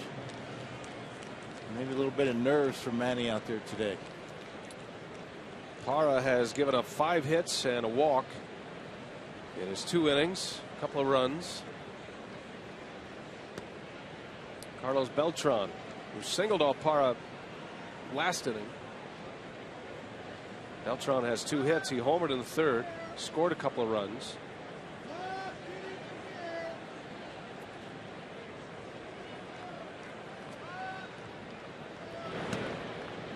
Beltran had the big knee surgery, the microfracture. And there were many wondering if he'd ever be able to come back. It was a long road back for Beltran. He finally returned last year. He proved he was healthy. So much so that the Giants took a flyer on him in a trade. And then Beltran signing as a free agent with the Cardinals. Got a 2-year deal for St. Louis, from St. Louis. Trying to have a pretty good season with San Francisco last year. Couldn't quite get the Giants that big push they needed a season ago.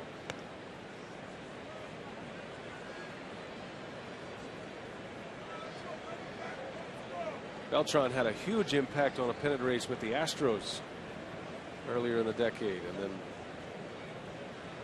eventually went to the Mets. Came up as a Royal.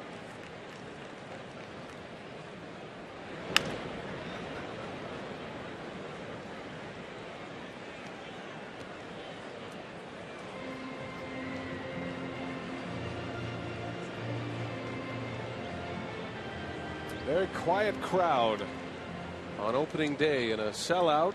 Second largest crowd in Miller Park history, as a matter of fact. 46,086, the official attendance. They have had very little to cheer about since the first inning. Runners go. Beltran in the air to left. Braun shading his eyes. And that's it. So Parra gives up a run. And the Cardinals add to their lead. It is now 8-2. And as our tradition on opening day, we stay right here and we turn it over to Rob Edwards, public address announcer at Miller Park's presentation of God Bless America.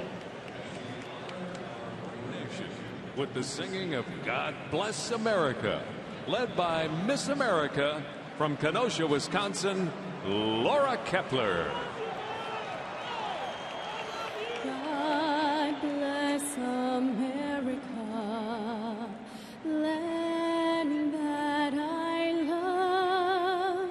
Stand beside her and guide her through the night with a light from above. From the mountains to the prairies to the oceans white with foam.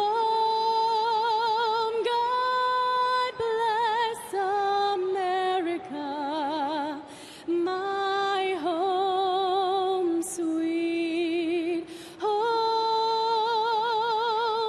God bless America, my home sweet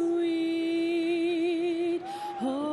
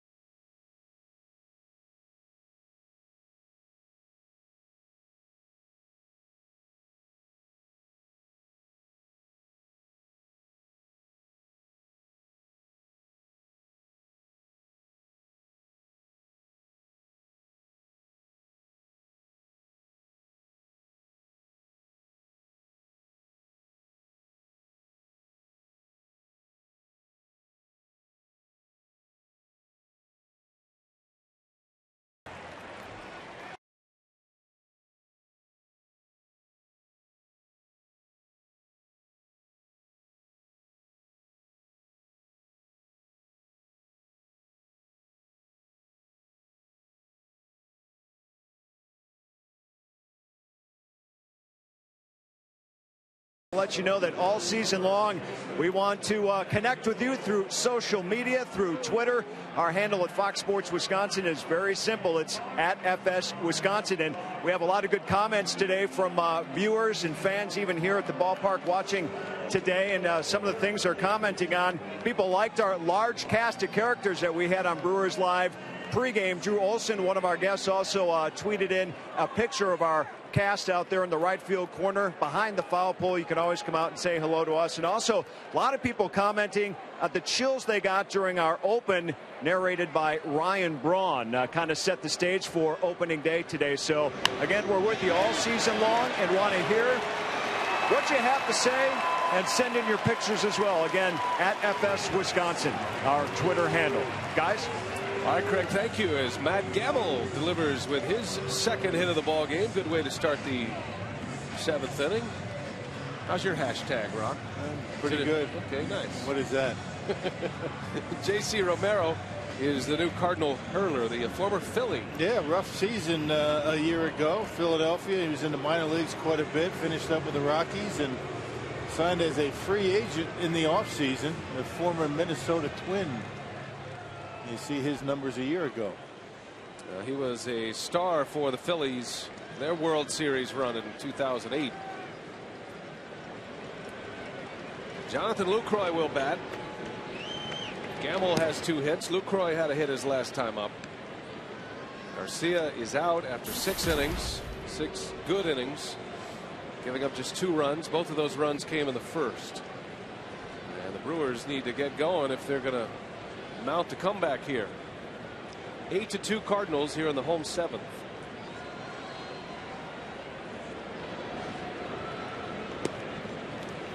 No, actually, I do know what a hashtag is. Just to let you know. That was just a bit. I'm just playing along as you know, the whatever it is you want to call it. Well, there's a lot of things we like to call it, but right. Most of them you can't say on the air. We had a little tutorial, the Fox Sports Wisconsin group, talking about Twitter and Facebook. Are you going to be venturing into Twitter land at any time? I mean, can we expect a hashtag rock to show up? I don't see it. I don't know what I could offer. The brilliance that comes out of you every night. That's all they need. 3 hours a night. Give them what they want, Rock. Give them what they want.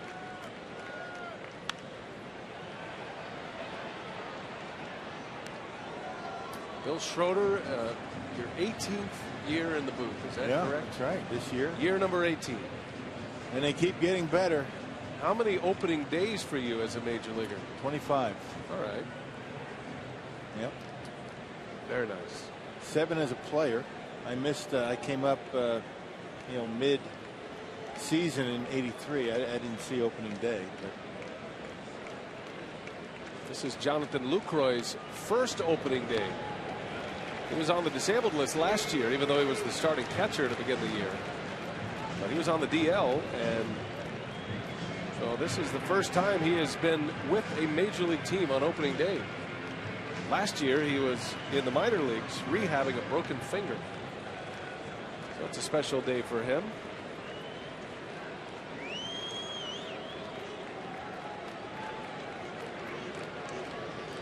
"3-2 is line back up the middle. Lucroy a base hit. So Gamble and Lucroy at the bottom of the order with 2 hits apiece.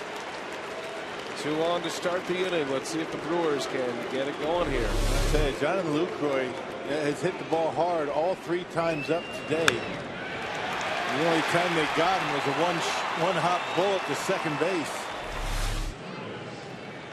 But 7 and 8 once again, starting a rally or a potential rally for Milwaukee, just like the 5th.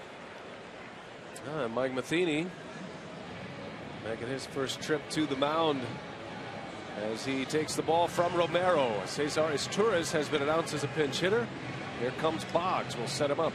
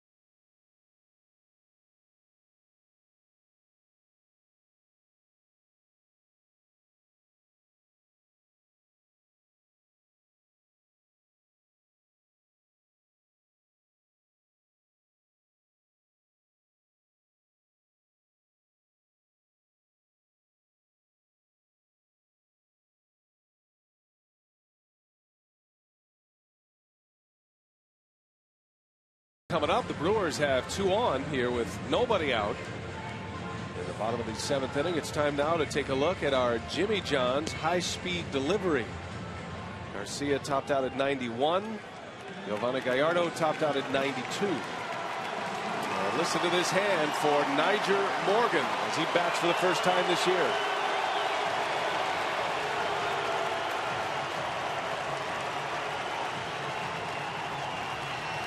One of the more memorable moments, not just of the season last year, but in franchise history. It was Morgan who delivered the game winner in the division series against the Diamondbacks.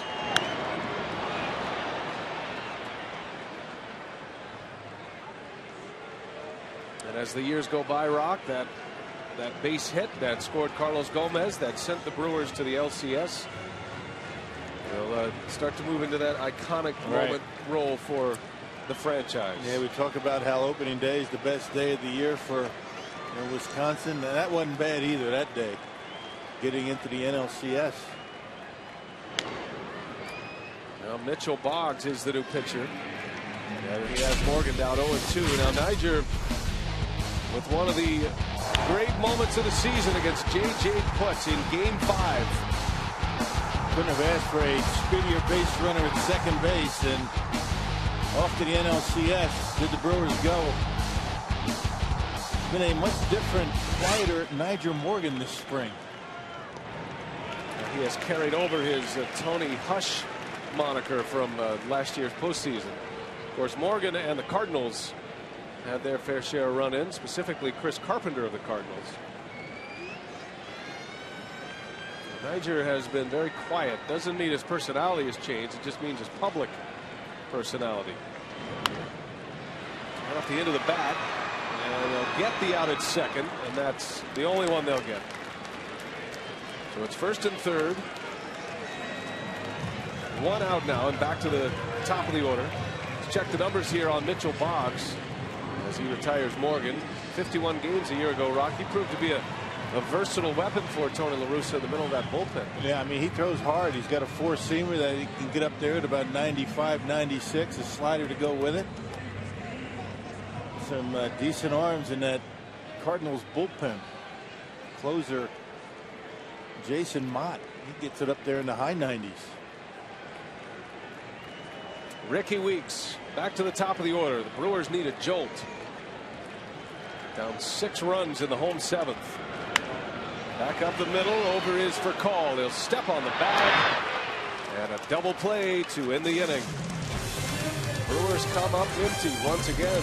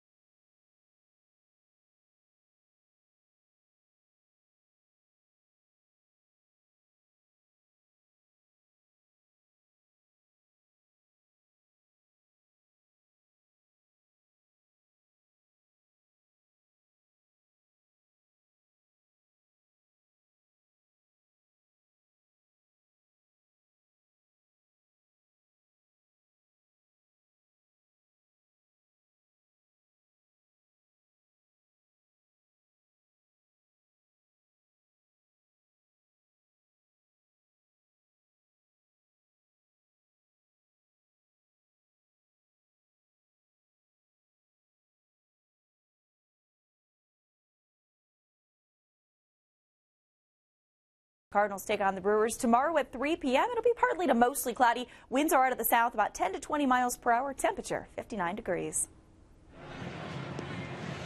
All right, Valerie, thank you. And that'll be good tailgating weather. Figure the roof will be closed for the weekend series. And remember that Fox will take over tomorrow Brewers and the Cardinals starting at 3 o'clock.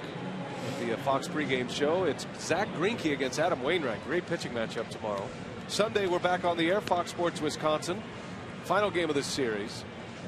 Lance Lynn against Randy Wolf, and then the Brewers and the Cubs at Wrigley on Monday night, and that'll be right here on Fox Sports Wisconsin as well. Sean Markham against Chris Volstad, the scheduled starters. Out of the bullpen, Tim Dillard making the opening day roster. He was counting down the hours until the rosters became official this year. Yeah, his first opportunity to break spring training with the big club. Had 3 stints with the Brewers last year. 1-1 with a 4.08 earned run average in his 24 appearances for Milwaukee. Manny Parra goes 2 innings for the Brewers. Unofficially, I have him with 2 runs, 1 earned, giving up 5 hits. 8-2 St. Louis as Matt Holliday leads off for the Redbirds.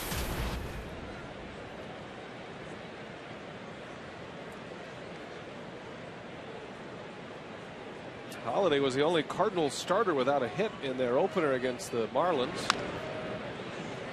Gamble backing up on it, shovels it to Dillard for out number 1.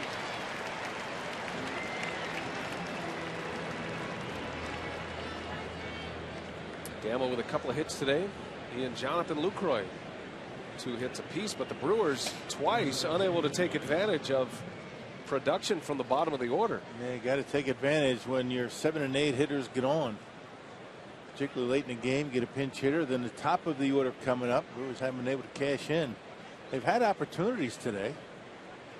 No doubt about that. Just have not been able to get that big hit. Right now, Brewers 0 for 8. Runners in scoring position today.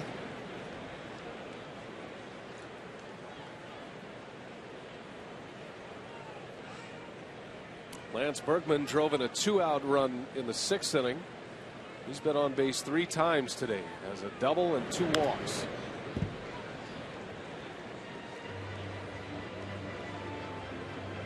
There's a Tim Dillard changeup right there, 80 miles an hour. Trying to come up with that 3rd pitch changeup to be more effective against left-handed hitters. Dillard back on a major league roster for the first time since '09. And it's been quite a road for Tim Dillard. He was one of the top Brewers prospects coming up through the minor leagues. And he was an over-the-top pitcher, more like a 3/4 starting pitcher. It was he and Gallardo that were pegged to be 2 rotation pitchers in the major leagues. But Dillard reinvented himself as a sidearm pitcher. It was former pitching coach Rick Peterson who suggested it, and Dillard felt comfortable with it. And now this is year 3 of his new delivery, and he looks more comfortable. He has more pitches, has a better arsenal, certainly better command. And he wasn't bad before he changed that arm angle. A nasty sinker. He threw a heavy ball, good slider. He's always had that issue of trying to come up with a 3rd pitch, which makes him much better out of the bullpen. You go to a lineup once, 2 pitches, you can get away with it. It is so second nature for him to throw this way now that even on ground balls back to the mound, his throws to the bases are from down under. High pop, slicing foul, and that'll get into the seats. Count stays at a ball and 2 strikes on Berkman. It's a lot easier on the arm, that's for sure. You see the way he balances at the top of that leg kick. Good balance, drives off that mound. You can see the arm come down, and boy, that's tough to right-handed batters. Left-handers see the ball pretty well. That's why he's tried to come up with that changeup. Dillard said the biggest adjustment was to strengthen up his core and his back because of the torque that it requires to make a pitch this way. Gamble right there for it. Berkman, he is out number 2.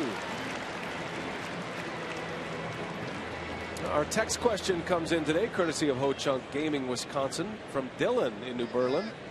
What area of the Brewers pitching staff is stronger, the starters or the relievers? It's a fair question. I think the Brewers have one of the best starting rotations in all of baseball, top to bottom. You can argue that the Giants' rotation is pretty good, the Phillies, but I think 1 through 5, if you base on what they did last year. I mean, Chris Narveson, the number 5 starter last year. Bouncer over to Ramirez. And Freese is retired. 1, 2, 3 inning for Tim Dillard. Bottom of the 8th. Brewers coming up.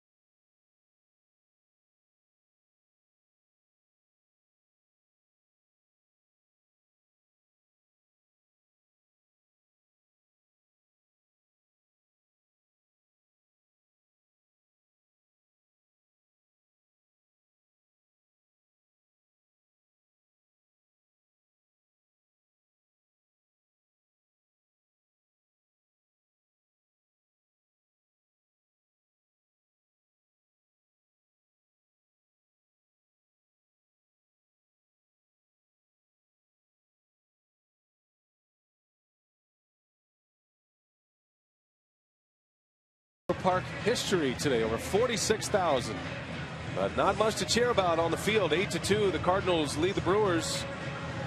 Game 2 for St. Louis after winning in Miami against the Marlins, opening up that brand new ballpark Wednesday night. Head to the bottom of the 8th inning, and it'll be Carlos Gomez who will lead off. Don't forget, coming up after the game, Brewers Live. Craig Deshawn, Jerry Augustine, Dave Nelson, Telly Hughes.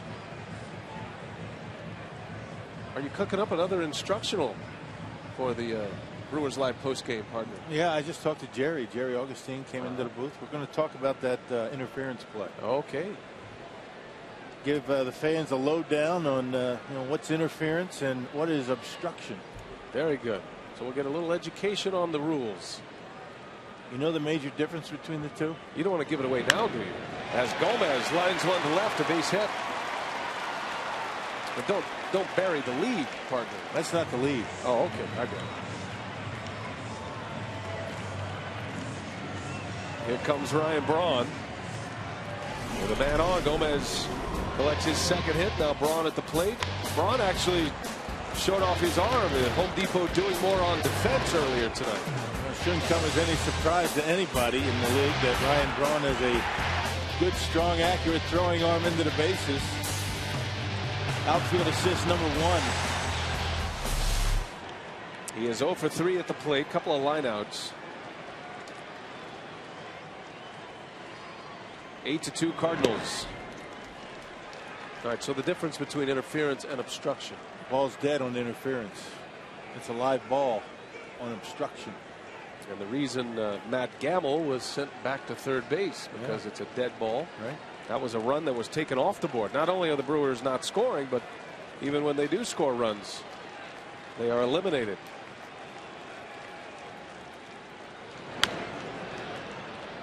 Well, that was back in the 5th inning.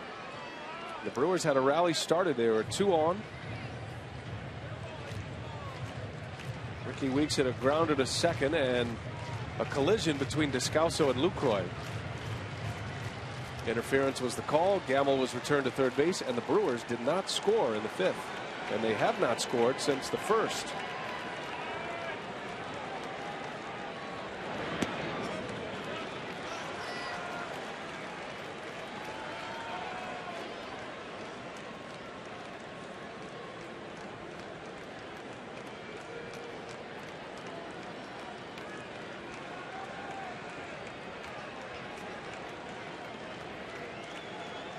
2 balls and a strike on Braun.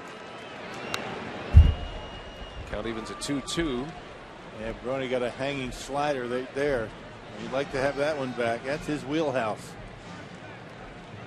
That middle speed right down the middle. Pitchers aren't going to get away with that pitch very long.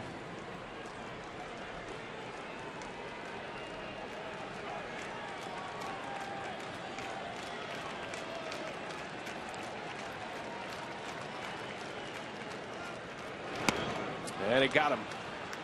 Boggs put a fastball by him.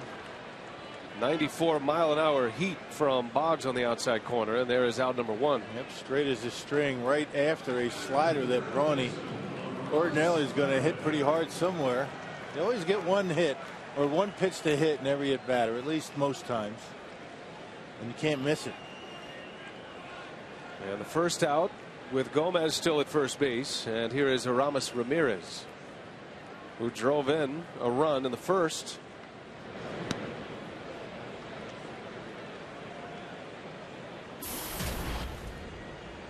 It's been interesting to watch Ramirez all spring, to get to know him a little bit. You know, as a Cub, he just had that persona, and he's just a very quiet guy. But he was very much interested in signing with the Brewers. They were high on his list. There was a conversation with the Angels as well this offseason. But he made it clear through his agent to Mark Atanasio and Doug Melvin, the owner and the general manager, that he wanted to play in Milwaukee, and that was a big part of the puzzle, and one of the reasons why the Brewers signed him to a 3-year contract. He certainly knows this division well. You know, he's played his entire career in the Central. He started with the Pirates, went to the Cubs for some good years, 30 home runs, 100 RBIs just about every year. That's what the Brewers bought. And he plays a pretty good third base. Well, Mitchell Boggs is dialing it up here. Again, another big fastball. Gets Braun and Ramirez. Back-to-back Ks, 2 away.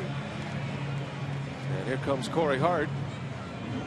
Corey Hart at the plate today, presented by Wendy's. A couple of walks and a double against Jaime Garcia.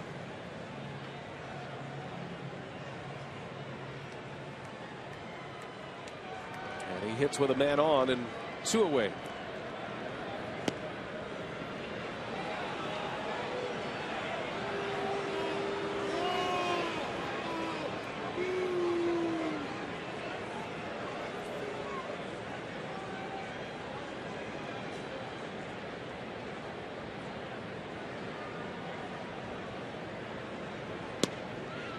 Boggs bringing the heat. 0-2 the count. He throws that short arm heat that really jumps at you quickly. You don't expect it to be that hard. 93, 94. He's got a slider to go with it, and he's throwing strikes. He had his turn in the Cardinals closer rotation last year briefly. It was a bullpen by committee in every way for Tony La Russa.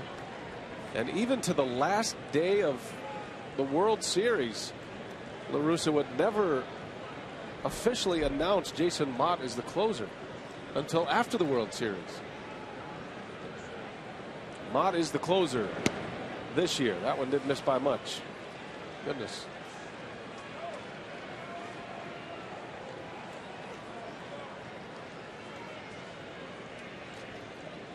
Hart's had the best day at the plate for the Brewers today. As the Cardinal closer patiently waits.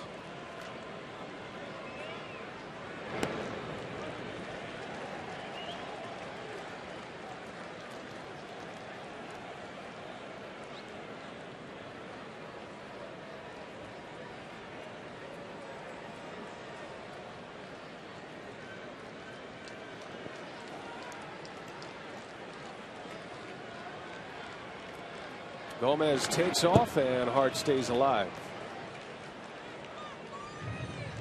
Corey Hart appeared in just 2 minor league games, or rather 2 major league spring training games. Most of his work was in minor league games.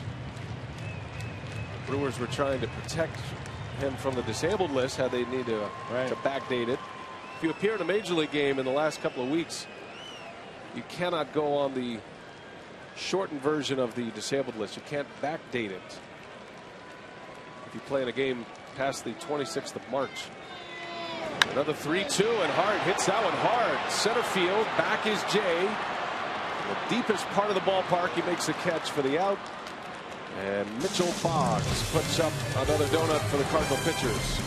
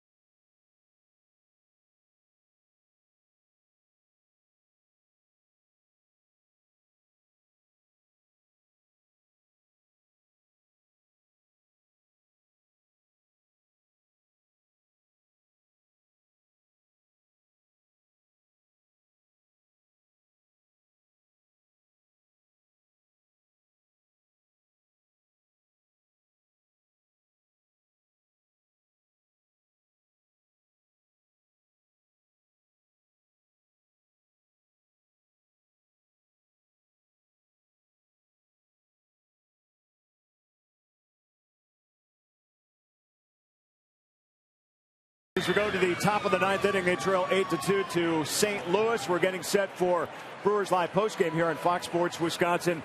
Jerry, let's start with the pitching first. Yo, a little bit uncharacteristic there, getting hit early, especially with the home runs. Well, the one thing with Yo, he's always got to find that good rhythm to start. When he does that, he can locate the ball well. Today, he couldn't find that rhythm. And we'll break down some of those home run pitches. And Davey, the offense, if you look at one bright spot right now, Gammel's had a nice start. Well, he certainly has. And, and that was himself proving to play against left-handers, because he's going to be in there as the everyday guy. So he's got to face lefties. Looked very, very good today against the left-hander. All right, we're going to hear from Ron Renneke, Brewer players inside the clubhouse as well, all coming up on Brewers Live postgame here on Fox Sports Wisconsin. Brian?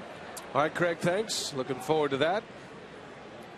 Brewers and the Cardinals move to the ninth inning here as Yadier Molina to face Tim Dillard. There's a base hit. That's going to get down into the corner. Extra bases for the Cardinal catcher. So Molina starts it with a double. That's his second hit. I think Molina didn't pull the ball very much, but on a pitch like that, it looked like he was actually off the inside corner. Molina early in the count, opening up the hips and ripping one down the line for a leadoff double. Travis Ishikawa is in right field for Corey Hart. He was the last player to make this team. Former Giant, a defensive specialist at first base, but can also play in the outfield.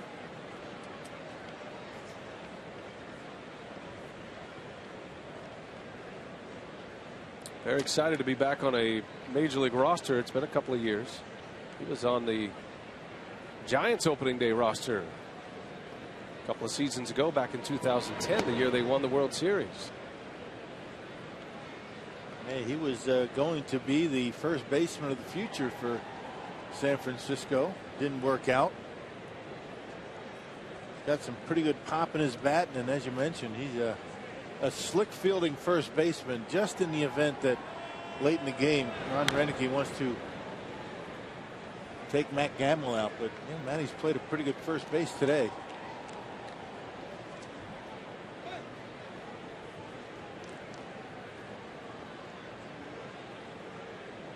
A lot of weight off of his shoulders right now with a couple of hits, and he's made the plays at first. Always important to get off to a good start. Ball and 2 strikes on John Jay. And Dillard evens it up at 2-2. Dillard worked a 3-up, 3-down 8th inning. Giovanni Gallardo started today and he struggled. He gave up 6 runs in 3 2/3. Marco Estrada looked good in his inning in the 3rd. There's Gamble, and he'll take it himself. Jay retired. There's the first out. Well, our Marshfield Clinic shining moment of the game, the first pitch of 2012. It was a strike. And the season underway. Game 1 of 162 in the regular season, and certainly hoping for more. Brewers are trying to make it back to the postseason in consecutive years. Opening weekend, Easter weekend. A festive time here, not just in Milwaukee, but all across Major League Baseball.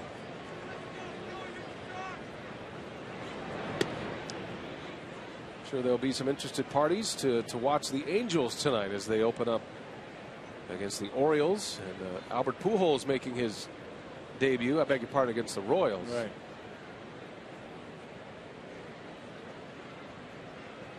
I saw today where the Tampa Bay Rays had a walk-off win against Mariano Rivera and the Yankees. Carlos Pena, back as a Tampa Bay Ray, delivered the game-winning hit in St. Pete.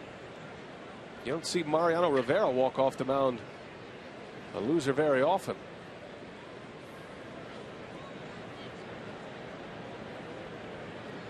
And you just wonder how long Rivera is going to be able to stay effective. He's getting up there in age, and it's been a tremendous career for Mo. They call him Mo. It's got to end at some point, but the way he's pitching it. Right. Well, I'm just saying, how long can it last, right? Yeah, the Rays scored 2 in the 9th to beat Mariano Rivera and the Yankees. Remember, that's where the Rays finished the regular season last year. That amazing final day of the regular season. The Cardinals were certainly a part of that mix, awaiting their fate, and Atlanta losing. The Rays were down 7-0, came back and won on the final day of the season. Has to go down as one of the most thrilling days in the history of baseball. Wasn't it? Just doesn't happen that way all that often. 3 different teams last day of the season. It could even be more this year. Yeah, 1 extra layer in the playoff system. There will be a wild card playoff. So 2 wild card teams in each league now. 10 playoff teams. And the 3 division winners will advance. They'll get the bye to the division series. The wild card teams will play it off in a 1-gamer. Matt Carpenter pinch hitting, and he drives one through the gap in right center. 1 run is in, and the second will score, and the Cardinals add to their lead. It is now 10-2 St. Louis as Matt Carpenter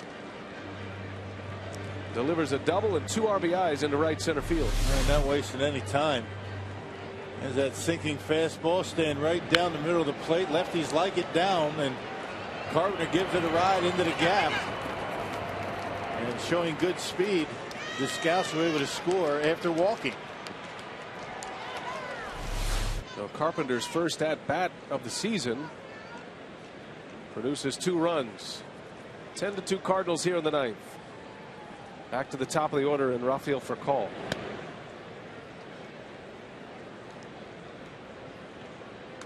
Well, what say you on the extra playoff team?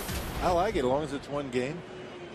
Keep a few more cities involved. Of course, I'm a purist. Took me a while for the wild card to sink in. I was all for that in 08. I kind of liked it at that point. But no, I'm okay with it as long as it doesn't have you push you too deep into October. You know what I think it does? It protects the division winners. Right. The division winners are going to, and especially if you have the best record in a division, no longer are you going to face a wild card team that has just as much rest as you do. Think about it, last year, the Phillies and the Yankees going into the postseason were the two teams that had the highest expectations. They were both dumped in the first round. The Cardinals, the wild card winner in the National League, up into the Phillies. And the Detroit Tigers defeated the Yankees. But you start to look at a wild card scenario as Furcal goes down the line. That is a fair ball off the wall. Another run will score. And the Cardinals are just pouring it on here in the ninth. It's 11-2 St. Louis.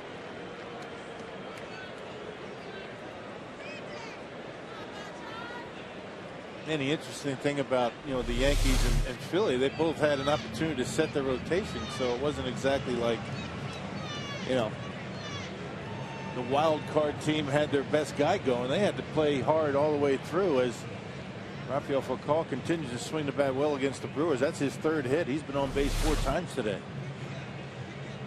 The scenario with the Yankees and the Tigers could exist with the division winners, but to have a wild card team handicapped by having to play that extra game, that means most likely you're going to use your best pitcher, or at least your best available pitcher, which will get into your bullpen a little bit leading up to the division series.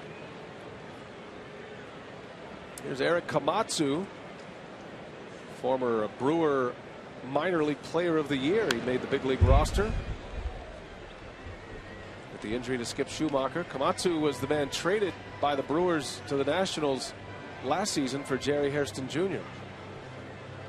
He's making his major league debut.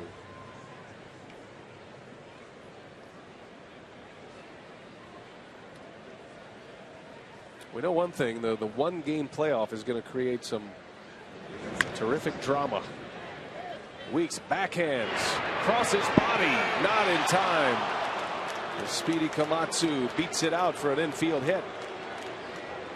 And his first, and it comes against the team that drafted him and traded him away. He'll save that baseball. Well, Ricky doing a nice job going up the middle on the backhand. Just couldn't get enough on the throw. Pretty close, but it looked like they got it right at first. So Eric Komatsu with a base hit in the big leagues. It's got to be a thrill for him. Close play. Never forget that moment. They rolled the baseball into the Cardinal dugout. Where does the baseball sit in your home from your first major league hit? You still have it? Yeah, I do. I have it up on the little trophy area that doesn't have many trophies on it, but my memorabilia area in the office. Still have it, you betcha. Caught the kids trying to play with it one day. Oh my gosh, that was a good scolding I gave them. Had to put it high up on the rack where they can't reach it. Right. That was a long time ago.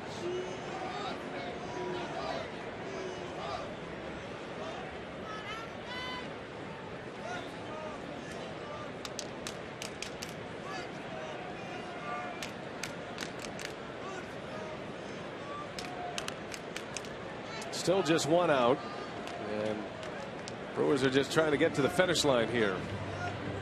Tim Dillard has given up 3 runs on 4 hits in this inning.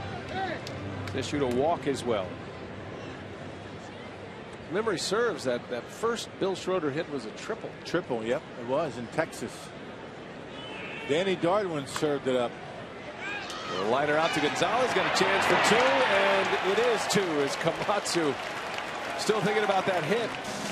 Gets doubled up, inning over, bottom of the ninth. A whole lot of work to do.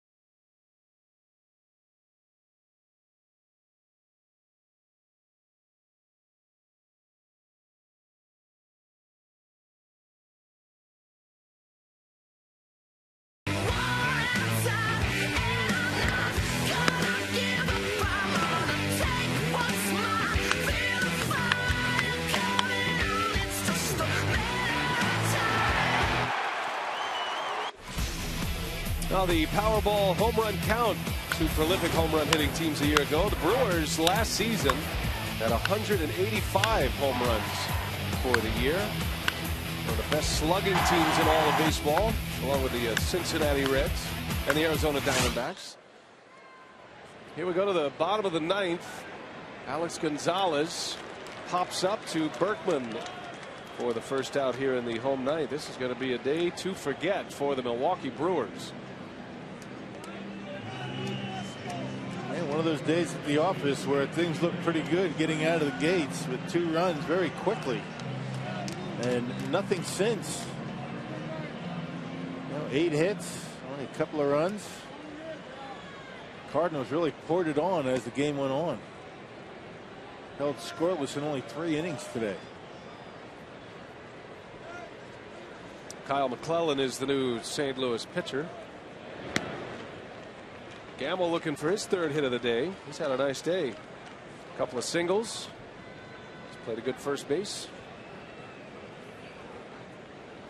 Zach Greinke and Adam Wainwright tomorrow. As Gamble strikes out, but the ball eludes Molina. Gamble is aboard for the 3rd time. It'll be a wild pitch and a strikeout.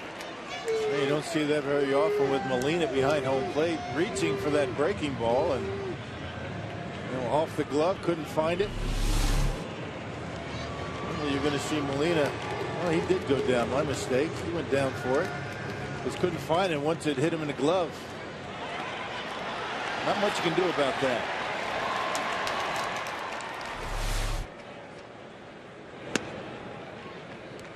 Now here's Lucroy, also with 2 hits today. There were 2 innings where the Brewers were trying to hit their way back in this game. And a production from the bottom of the order, Lucroy and Gamble. Lucroy and Gamble reached base in the 5th inning with nobody out, and the Brewers failed to score, and then they were on to start the 7th inning. Brewers came up empty once again.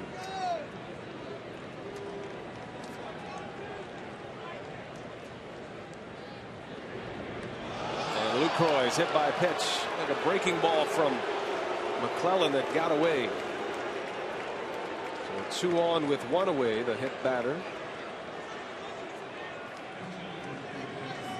Those don't hurt too much, the breaking pitch.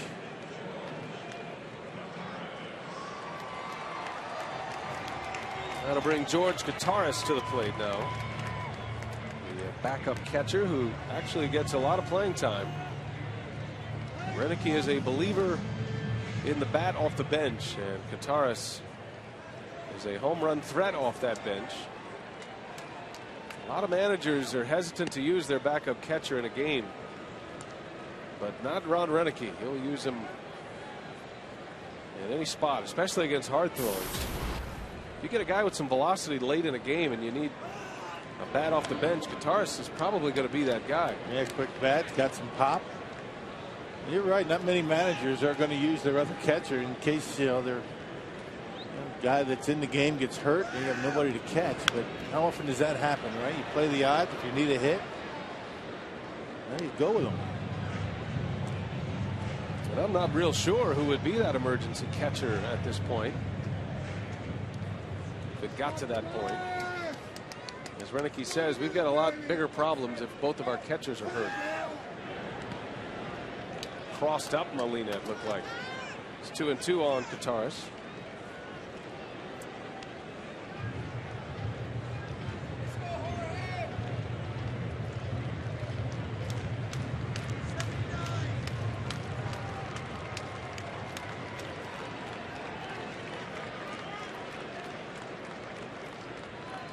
Renicky finishing 2nd in the National League Manager of the Year voting last year, won by Kirk Gibson of the Diamondbacks.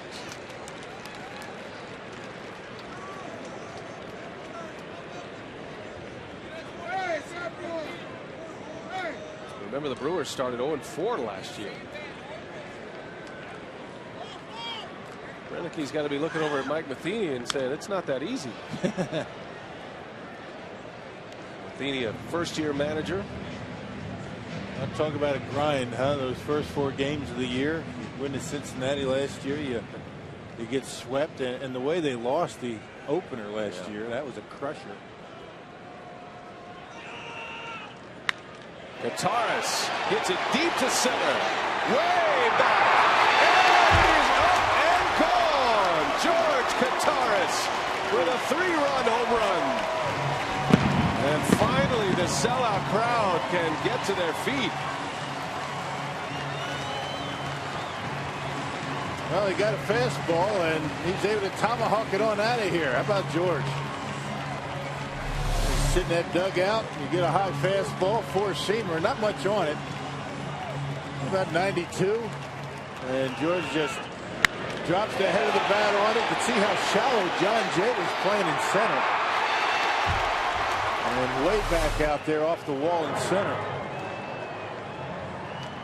11-5 as Kataris belts a 3-run home run. And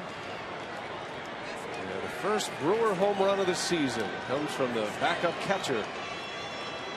Good for George. Top of the order, here's Weeks.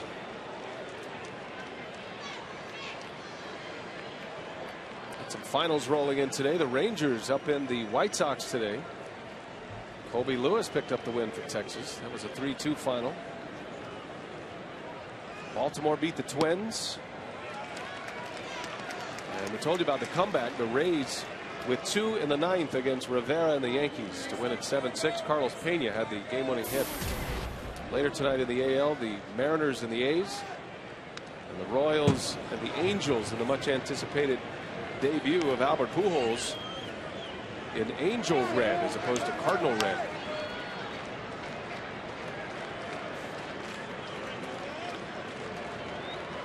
In the National League, the Rockies and the Astros are underway and scoreless.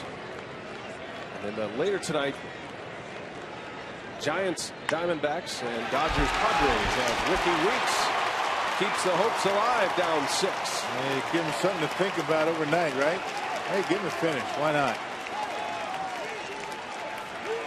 Top of the order now, Ricky Weeks with a base hit. Got the big boys coming up and in. Ricky pulls the hands in and fights it off into center field. Keep it going for a while. Ricky's second hit.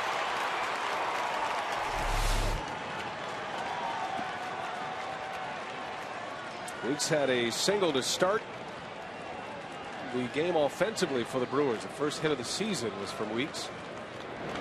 And now here's Gomez.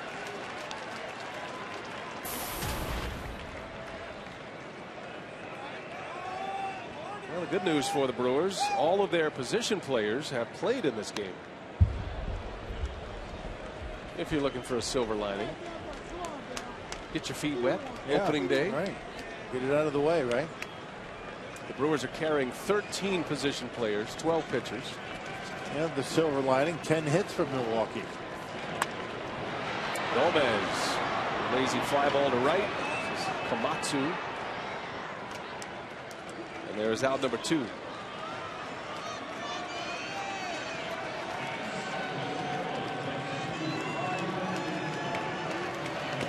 You got any thoughts on Greinke and Wainwright tomorrow? That's going to be a good matchup. Greinke throws anything like he did in spring training. I think that the Brewer fans are going to be very pleased with the way he's gone about his business.